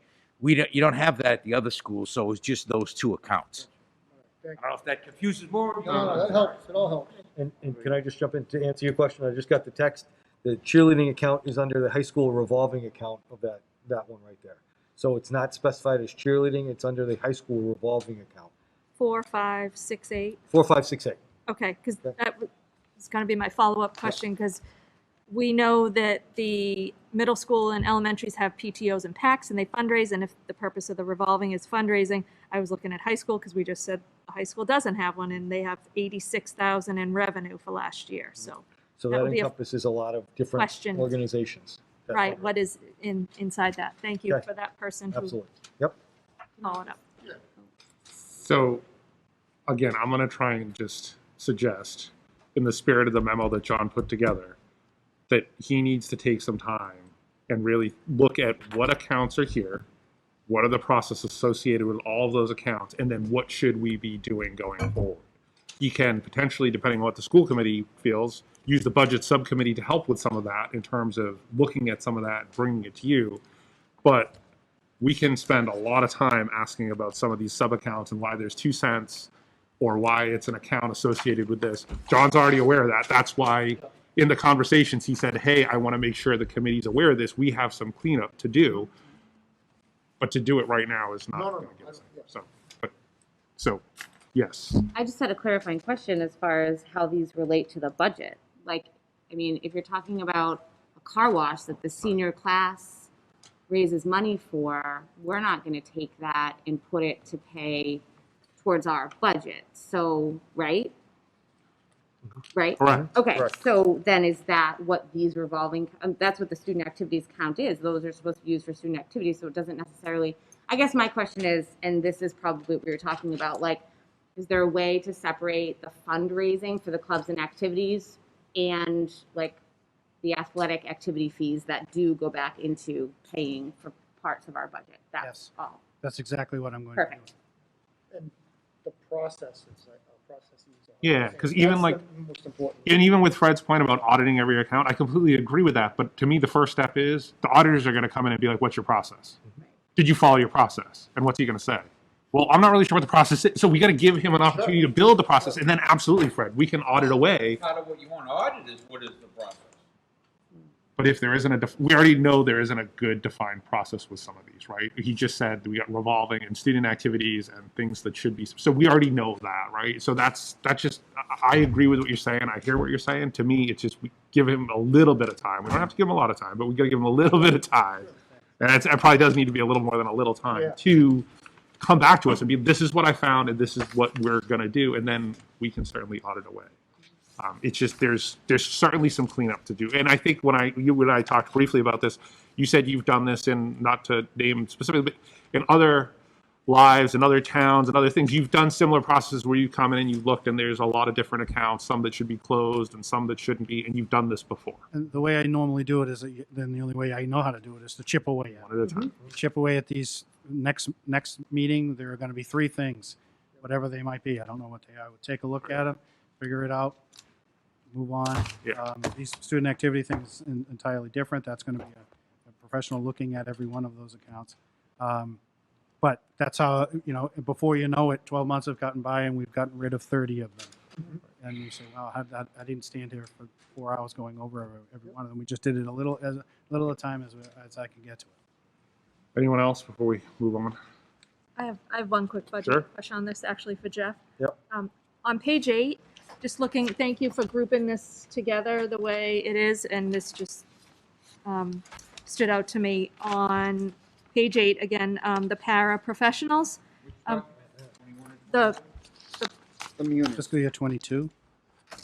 yeah, FY '22, sorry. So the current budget and the actual spending on the paras. Do we have openings for paras at Duval School right now? I'm looking at the expenditure being $4,000, very low compared to $16,000 and $29,000 at other schools. I don't know if, I don't know if we're fully staffed. We're pretty staffed. We might have 1 or 2 openings in the sub-separate. I'm not sure off the top of my head if she's filled those or not. Okay. Okay. Chris, I have a question. Yeah. Oh, sorry, Mike. Sorry. John, can you just touch upon the food service? You mentioned a large discrepancy in that lunch account. The food service had a, it went down, it lost $166,000, going off the top of my head. Yeah, so there was $559,000 in total revenue, of which $515,000 was state and local revenue. It's only $44,000 of charges for services last year, and we had $725,000 of expenses. So it started with an $186,000 balance, and at the end of in June 30th, it was at $20,000. What? 20. Sorry? It went to 20. So it went from 186 to 20. I guess the question is why? Why did that happen? We weren't making most of the lunches were free, so we get reimbursed through the feds for it in the state, but we weren't selling the a la carte things that usually bring in a lot of money and bring in some are profitable. So now that we're selling more things on the a la carte, hopefully that will go up. Thank you. All right. Thank you, John. Okay. All right, so I know I was just whispering over to Jeff, what's your pleasure? We're 2.5 hours in and we still have some things that we have to do tonight, and we still have some other things we need to do. Is everyone okay pressing on, and we'll try and get it done? Otherwise, we can press on. All right, fantastic. Thank you. All right, so just 2 quick things, 11 and 12, the annual agenda. We're going to see those on the agenda every meeting, so just make sure you're referring back to the document so you know what's coming up. And then goals we said we'd put on here. I don't think you have any updates specifically for this You can one. have more for November. I'll Right. detail it. But that'll be on here every month, just so we're disciplined about that. The next item was the Director of Business and Finance contract. So just a little bit of an update on this one, and then we need to vote this. So in June, Fred had asked me about voting the business manager's contract. I told him we would look into this one. Under MGL Chapter 71, Section 41, it states in part that the school committee may award a contract to the school business administrator. While the contract was previously entered into by Jeff, it has been determined based on the advice of our legal counsel that the contract should be voted in public. So as we mentioned at our previous meeting, the policy subcommittee is working on a policy that clearly defines the authority and process for contracts for the school committee approval, which will create a stronger and transparent future process. All of that being said, we do need to vote the business manager's contract, so I would be looking for a motion. Motion to accept. Second. Any additional discussion? Yes, Fred. I just want to clarify, my vote has zero reflection on the job that Mr. Stanbrook is doing. My vote would have been the same last June, April, May, as it is going to be tonight. I do not have a problem with him in the position. I think he's doing a very, very good job. My problem is with some of the items that are fringe benefits within the contract. I want to make that statement. Okay, thank you for, anyone else?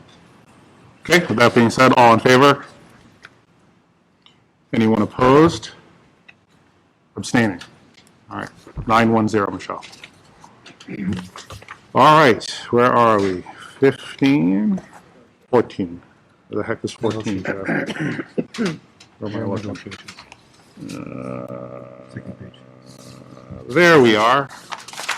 Okay, so the next item is negotiations. This is for current agreements with units B, C, and D. So these are consistent with Unit A. B, C, and D have been ratified by the association. And so these are in your folders. I'm hoping everyone's had an opportunity to read them. So I'd be looking for a motion to approve. To accept as presented. Second. Any discussion? Is there anything the association wants to add here, or you're good? You don't have to. I see you're sitting here patiently, so I'm going to at least ask. You don't, no obligation. Okay, thank you. All right, that having been said, all in favor? Anyone opposed? Anyone abstaining? Okay, Michelle, you got that? I'm not sure if I have to, but We got two, so 802. You got that? Okay.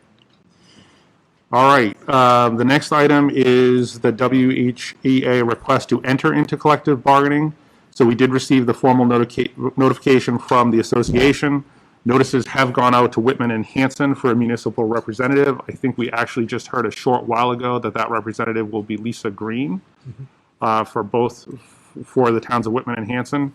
So we will be looking to start those negotiations sometime at a very near term. Obviously, at this point, we just needed to make sure that we had all the notices received, sent, and our municipal representative. So that's just more of an update rather than anything else, unless anyone has any questions on that one. Are you going to be setting a negotiating committee tonight? We already did. I'm sorry? I think we already did. Negotiation subcommittee is me, you, and Mike, I believe. Yes. Yes. I know, time flies when you're having fun. My brain's been. If I didn't have it in a spreadsheet somewhere, right, Michelle, I am? Yep, Okay. you're correct. So yes, look for that. Mike and Fred will probably set something up over the near term. Building use update and propose, oh, sorry, Fred, yes. The only other thing is if we could have, prior to meeting executive session. Yes. Be done prior. Yes. So that everyone's. Yes, we'll do an executive session and we'll include Lisa. So whether we get to that next meeting or not will remain to be determined, but that, yes, Fred, thank you for clarifying. Building use pass over. Yes, building use and update, you want to pass over that? Okay, MASC resolutions review and vote. So in your packets, give me a second. I got logged out. Darn security. In your packets, I think I saw it in here. Yes, there's a document that says resolutions 21. So we do need to vote these. Dawn, you're our representative, right? And that conference is coming up in a few weeks here before our next meeting. So what I was going to suggest is we take these almost in a town meeting format.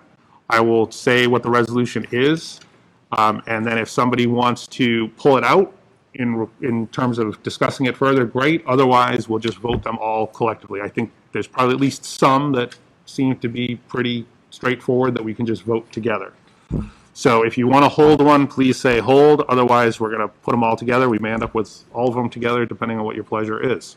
So Resolution 1, which is dedicated funding for school-based clinics and services. Okay. Resolution 2, homework gap and Wi-Fi internet access. Resolution 3, IDEA Full Funding Act. Resolution 4, recess. Resolution 5, zero tolerance policies.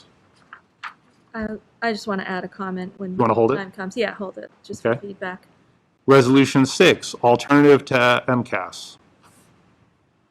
Resolution 7, school committees and receivership. Hold for comment. 7 and 5, okay, thanks. Resolution 8, electric school buses. And Resolution 9, prohibiting the use of Native American mascots. Hold that. Okay. So I would be looking for a motion to, let's do it as to support. You can always vote against it if you're not in support, but let's do to support the resolutions excluding 5, 7, and 9. So moved. Second. Any discussion? Great. All those in favor? Anyone opposed? Anyone abstaining? All right.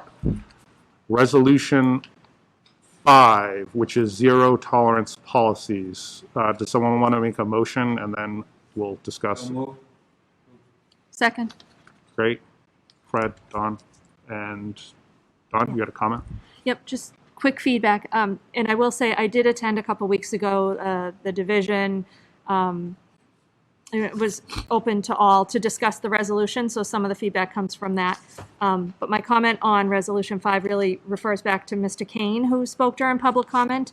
So I just want to recognize that this resolution is somewhat in line with what he was advocating for or speaking towards the end of this resolution, where it says, therefore be it resolved that the Mass Association of School Committees call upon the legislature to enact or amend legislation to encourage the use of restorative, therapeutic, and educational approaches to incidents whenever possible over the use of zero tolerance policies in order to provide students the best chance to remain in the public school system of the Commonwealth.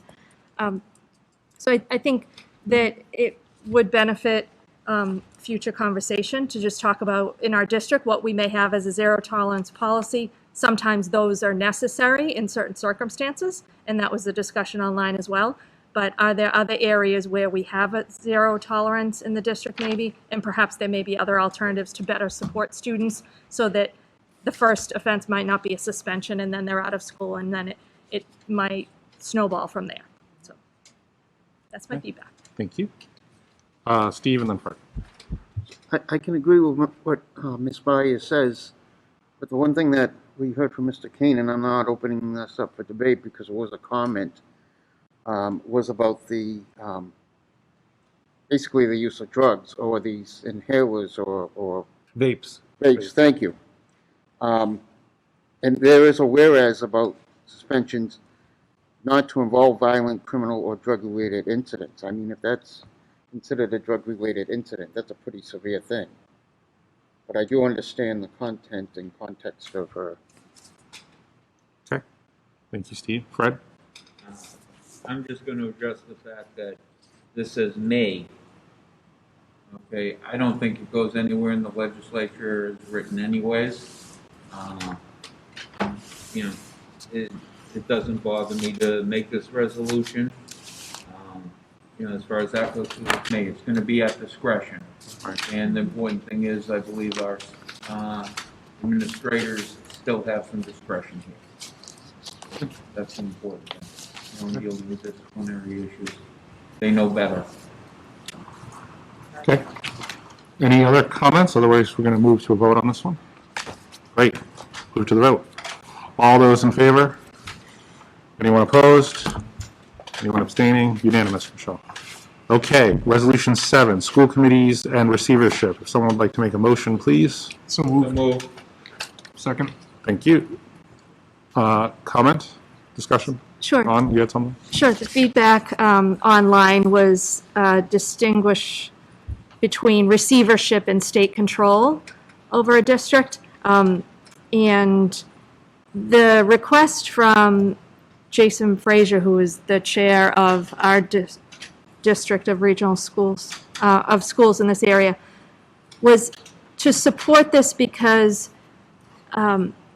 schools who are in receivership, such as Lawrence or Holyoke, their school committee immediately loses all intents and purpose and power once they're in receivership. So while we, as Whitman-Hanson, may never be in a position to be in receivership, we should continue to advocate for other schools to still have that ability to have some control in their school. And again, receivership means when the district is underperforming, so it has to do with student performance in the district, not necessarily because you don't pass a budget within your two towns and then you go to 1/12. That's state control. So that's different than what this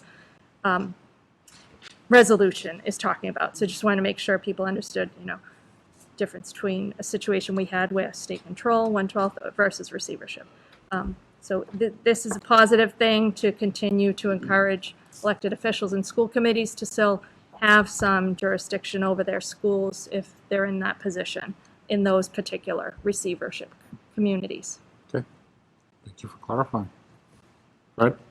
Do you think that bad that the state has to come in and take over because the job's not getting done and the scores aren't there and the children aren't being educated properly?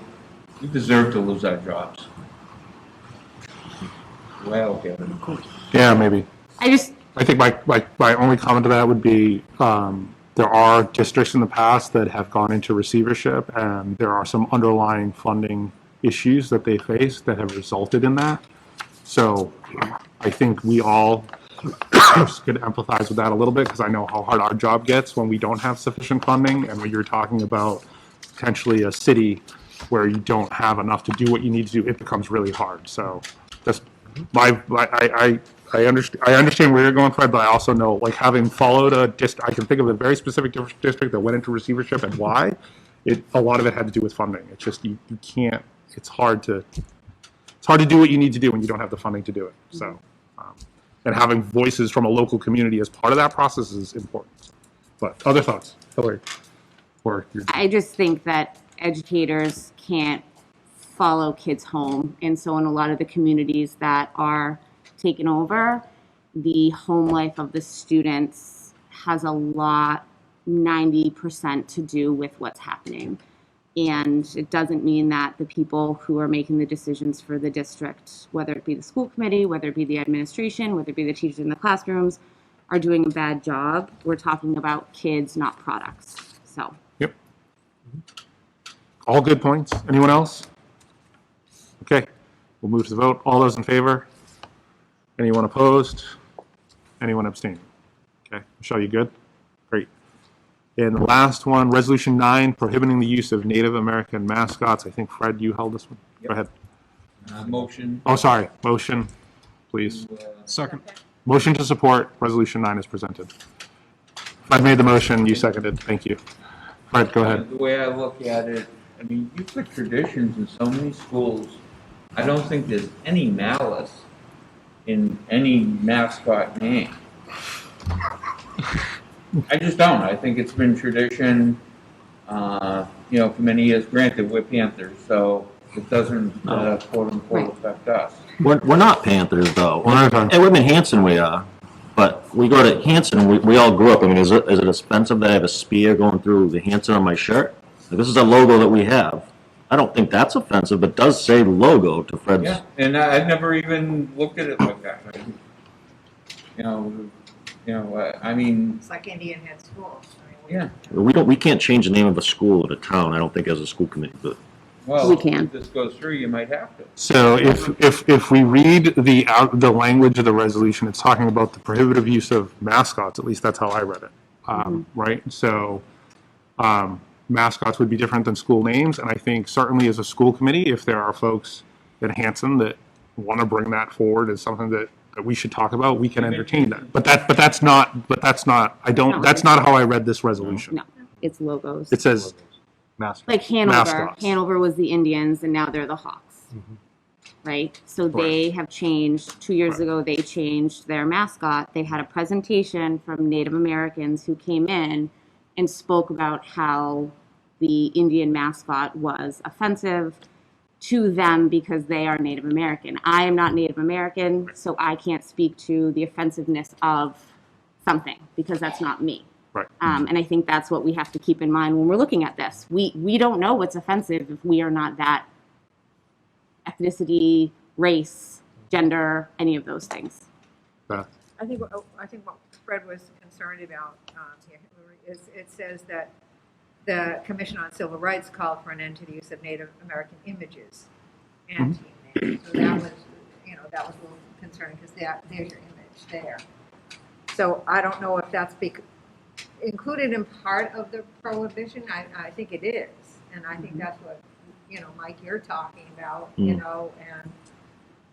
because that's an image, right? It's not a mascot, but that's it, and it uses that word in there. So that is a little bit. I understand both sides here. Yes.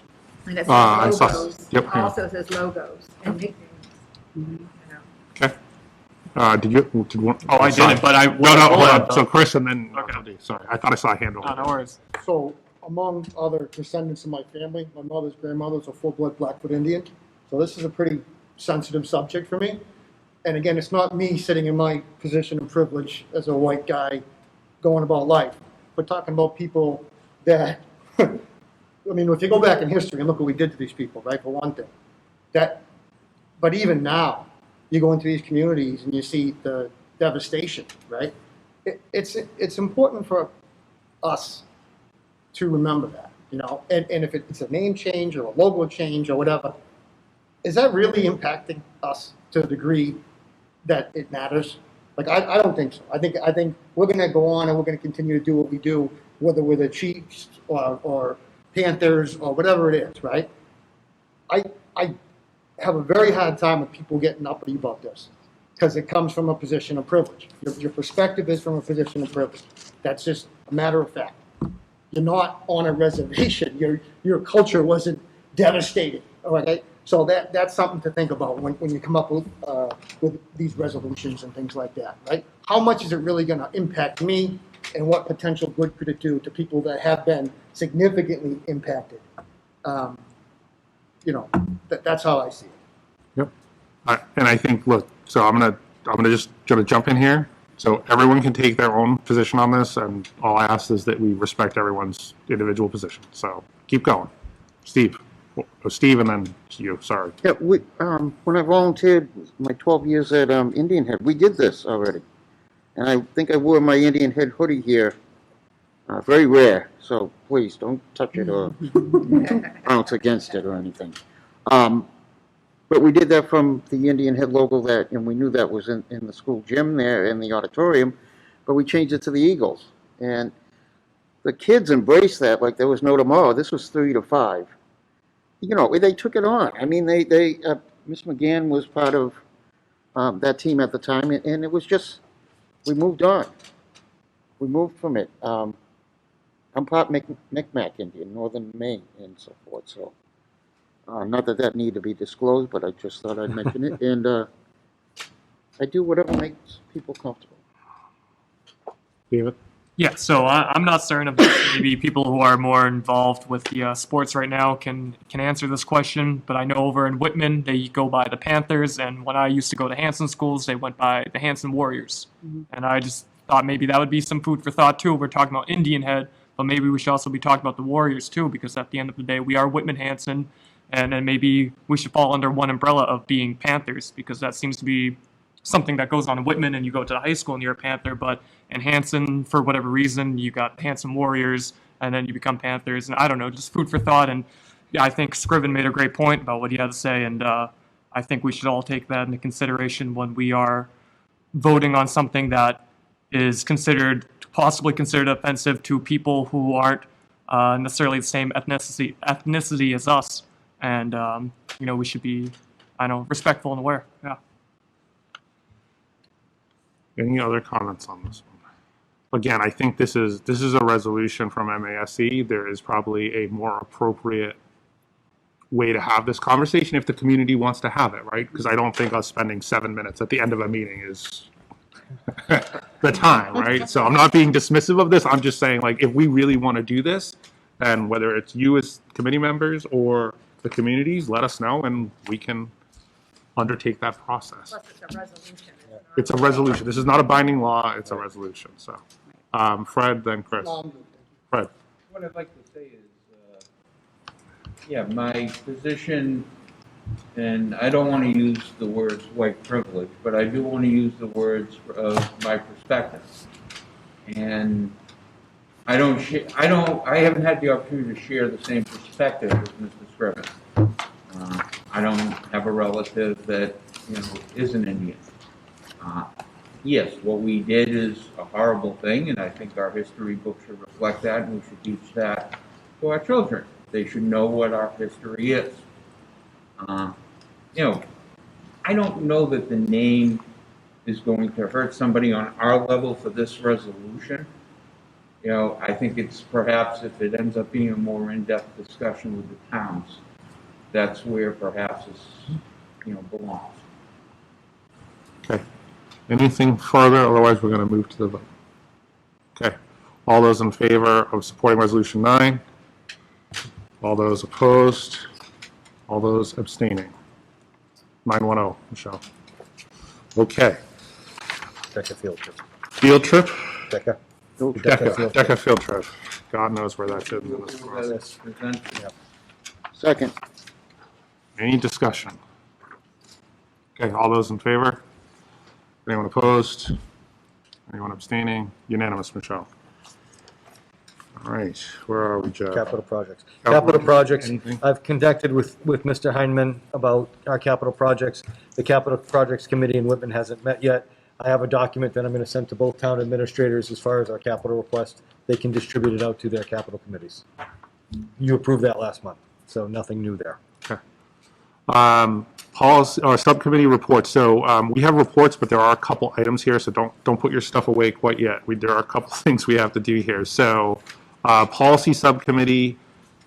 Chris, your chair. Yes, correct. Do you want to provide any update? Sure, I can just give you a brief update. We met again yesterday, continuing to work to establish an updated policy for the district regarding the roles and procedures related to hiring administrators. Our goal is to put together a draft to send off to our district council after our next meeting. We're going to try to look at some current contracts and try to narrow down the scope, basically. I think I had one other thing. Right? We agreed to focus on, as a policy subcommittee, we agreed to focus on policies that directly impact students for this year. Kind of like our Okay. Okay. Next we have.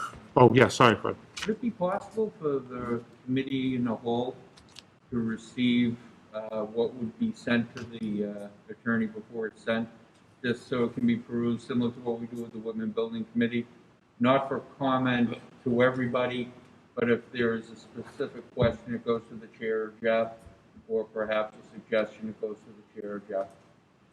So I'm not sure we can do that. So I think we could if bring that was it. a policy for all subcommittees, No, I think, Chris, so I think I'm not familiar with kind of the process for Whitman Middle School building, but I do think the amount of time it's going to take us to get the legal opinion on whether or not we could do this, we could probably just send them the document, we'll bring it to the school committee, and then if we need to make substantive changes, we'll make substantive changes. So, because I'm not sure we can send a document to the school committee to look at and comment on and not constitute If you having. don't comment or deliberate. Then why are we getting it? If you have a question, you just send it to the specific chair or Jeff. That's how. So I wouldn't be comfortable doing that because I believe those questions will lead to ultimately deliberation. So to me, that's a really thin line that I don't feel comfortable crossing without asking an attorney, and which point we're back to asking an attorney. So I just think that opens the door to changing the procedure for all subcommittees in terms of. yeah, I agree with that as well. I mean, Fred, I think it'll come back to the full school committee. So if you see it and there's a problem, you're certainly within your prerogative to look at it then. But let's get it moving because this one's taken a while. Is that okay for now? Budget subcommittee. So Steve, David, and I met. You all have a document that looks like this. It's sitting probably on top of your pile somewhere, or at least it was when we started this meeting. It's buried down. I'm going to walk through it real quick because we would like to get this approved. So what we tried to do is basically put in a document what we're going to be doing, so there's clarity to you and to everyone else. So basically, we organized. We're going to focus on some things like communication, understanding, planning.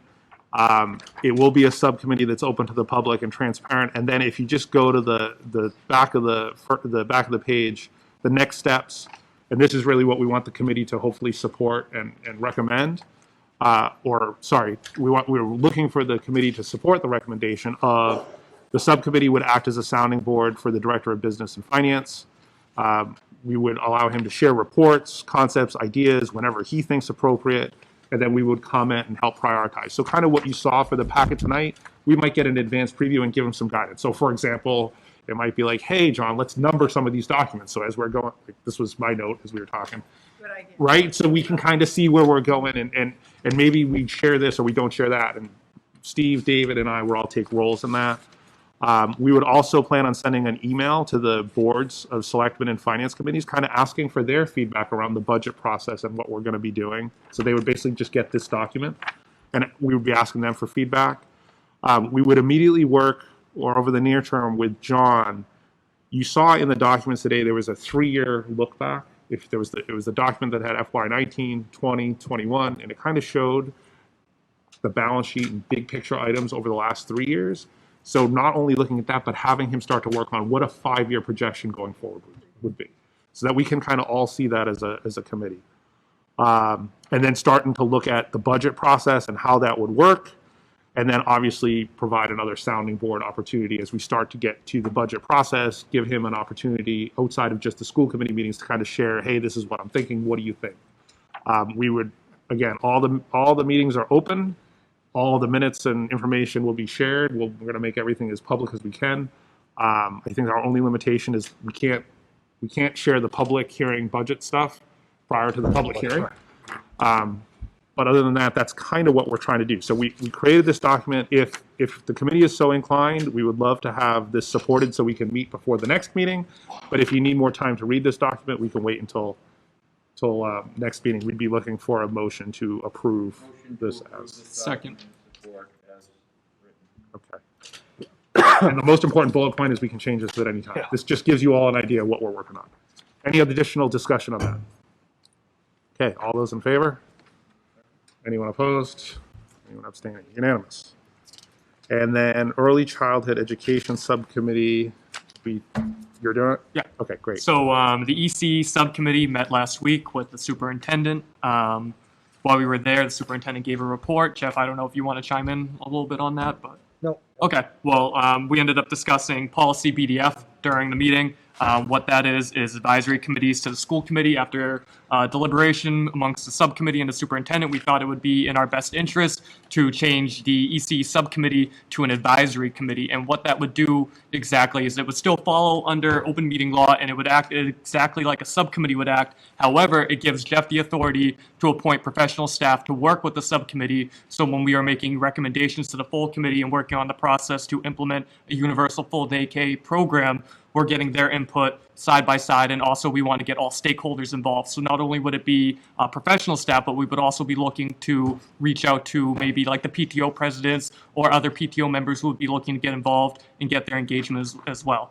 So what we're looking for, I guess, from the full committee is support of our recommendation to change the subcommittee to an advisory committee following under policy BDF, which is what I handed out to you guys prior to the beginning of the meeting. And giving Jeff the authority to appoint people. Which would give Jeff the authority, yes. Great. So that, If I may add, and it would just be for the term of this year. Mhm. And then it can be decided next year great. how to proceed. So But does it someone would want be to make one- that motion? Yeah, I'd make that motion to as follows. So you want, Policy BDF. so basically, so the motion is to convert the Early Childhood Education Subcommittee to an advisory committee for the span of the next school year, and giving Jeff the authority to appoint Correct, yes. professional staff. Okay, so you made the motion? Yeah. We got a second? Any further discussion? Fred? How does the superintendent feel? I'm good with that. It's a good idea. I like it. It's a good idea. Yeah, you participated in that Yep, conversation. absolutely. Yep. Yes, thanks for clarifying. Very, very inclusive. Any other? Yeah, I think we also felt, as David mentioned, including the PTOs from the elementary schools, as well as the preschool. And if, whether it would be the PTO president or a parent on there or someone else in the school, just including them. I mean, they're always welcome to come to a subcommittee meeting or an advisory, but actually the invitation, just for them to be part of this as opposed to, oh, come and sit in the gallery. Yep. This would be an invitation to really be part of this initiative. Any further discussion? Okay, we'll vote it. All those in favor? Anyone opposed? Anyone abstaining? Unanimous, Michelle. Thank you.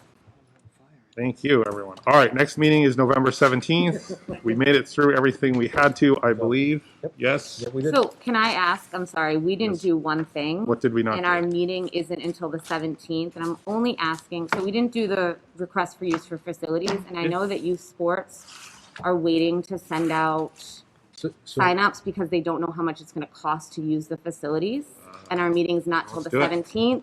on the agenda. I'm so sorry, I know it's so late, All right. but we did everything but this. Yeah, if And I sport programs are waiting on it, let's. I let's mean, help I them out. just, We've opened the facilities, but we have a proposal. Is this for the building use? Yes. Yes. Okay. So basically, you got some things in your packet the other day. I'm going to go through a couple of those bullet points, but basically, you received 3 pieces of paper in your packet, and the building use form has become more user-friendly. and it's easier for groups to fill out. We used to have a bunch of groups, 5 different subgroups that you could use to rent the building. We now have 4, trying to take away some of the confusions for which falls into which groups. We did this by looking at all other area towns to see not only what their fees were, but what their paperwork was. All hourly fees and rates have been looked at and compared to other districts, and in the last 10 years, we have not really adjusted our fees. What we're looking to do is to go from $35 to $45 for our custodial hourly rate. And this covers the overtime rate and the janitorial supplies. We're really taking a hit, especially in the COVID world, on things of that nature. We're also looking to increase our administrative fee on groups 3 and 4, which are non-town sports, to a flat $35. It'll stay at the $20 for youth groups. We're looking to increase our flat utility rate to $30 for group 2s and $35 to groups 3 and 4, which is a $10 increase. And we're looking to increase the AV tech hourly rate from $35 to $35 from $30 to cover overtime costs. If you do an analysis from 2018 to right now, we have lost 41%. There's a difference between 41% from the revenue we take in to the expenditures we put out. So we are losing money at an alarming rate under the current system of school use. Building use. We will still be the lowest out of Hanover, East Bridgewater, Abington, Silver Lake, and Pembroke. We will still be at the lowest rate. So we're just asking that if we can do this, SJ Services has increased in all those years, and our margin of making anything to at least have the ability to replace, we can't. So that's what this is. Yep. Fred? These new rates reflect our costs, and do they cover our costs so that we will not be running at a deficit? These new rates will help us on the way to make sure we can cover our costs. They are not right now saying we will be in the black in all areas moving forward. What this is a protracted look. I would like to then, in 2 years, look at it again, see where we're at, and make a steady climb. What this does, though, is let us at least be on the road to cover our costs in some areas while still helping our youth groups and keeping it as low as possible. I'd also like to say that our youth groups are willing, and the groups that use us know that some type of increase is coming because they haven't had one in so long. For example, at East Bridgewater, to walk on that field, you pay $75. Before you do anything, you step on that field, you pay $75. We don't do that. So this is what's out there in our district, and this is the first step we would take to making this a little bit more lucrative for us in the long run. So George, just to clarify, so whether it's Whitman Youth whatever, or Hanson Youth whatever, Whitman-Hanson Youth whatever, Yep. doesn't matter the program or activity, they want to use one of the middle school gyms. Sure. Are we charging the custodial fee? What fees? Only on the weekends when we have to put a custodian there. Got it. So it still stays the same for youth groups that we don't charge for practice time. Okay. Because our SJ custodians are working anyway. So that's Okay. what we've always done. We're not increasing that. We're increasing the hourly rate for when they have to pay for the custodian. Got it. Okay. Thank you. Sorry, I saw some hands pop up. Fred? And what I would like to do is, if we need to, approve this now, but I would like to do a deep, in-depth study Yep. as to what our actual costs are. Sure. And instead of waiting 2 years. Sure. I mean, we don't want to charge, especially our own kids. Right. For example, I'll tell you this. In 2018, we received in revenue $130,714. We expended $182,924 to cover those costs. We've had some good years.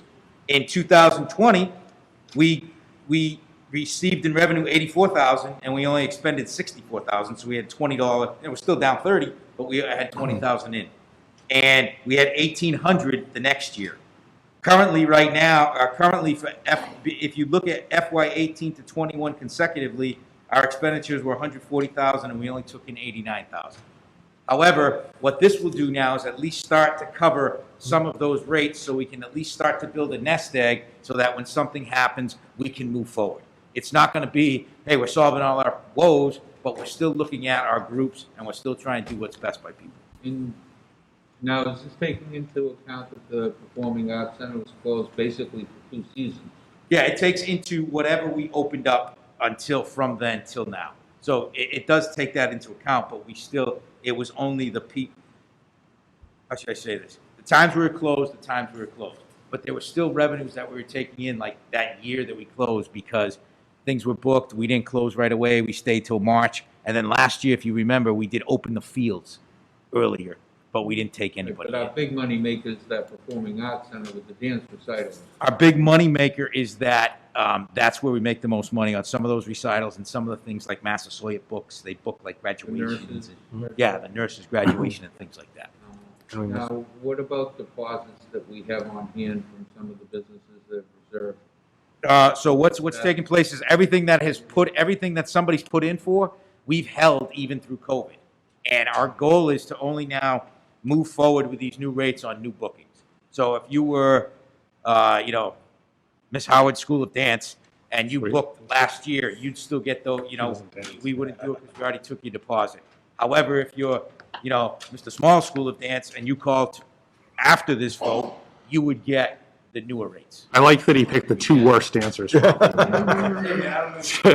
heard my granddaughter taking dance. You could be out the Murray for all I know.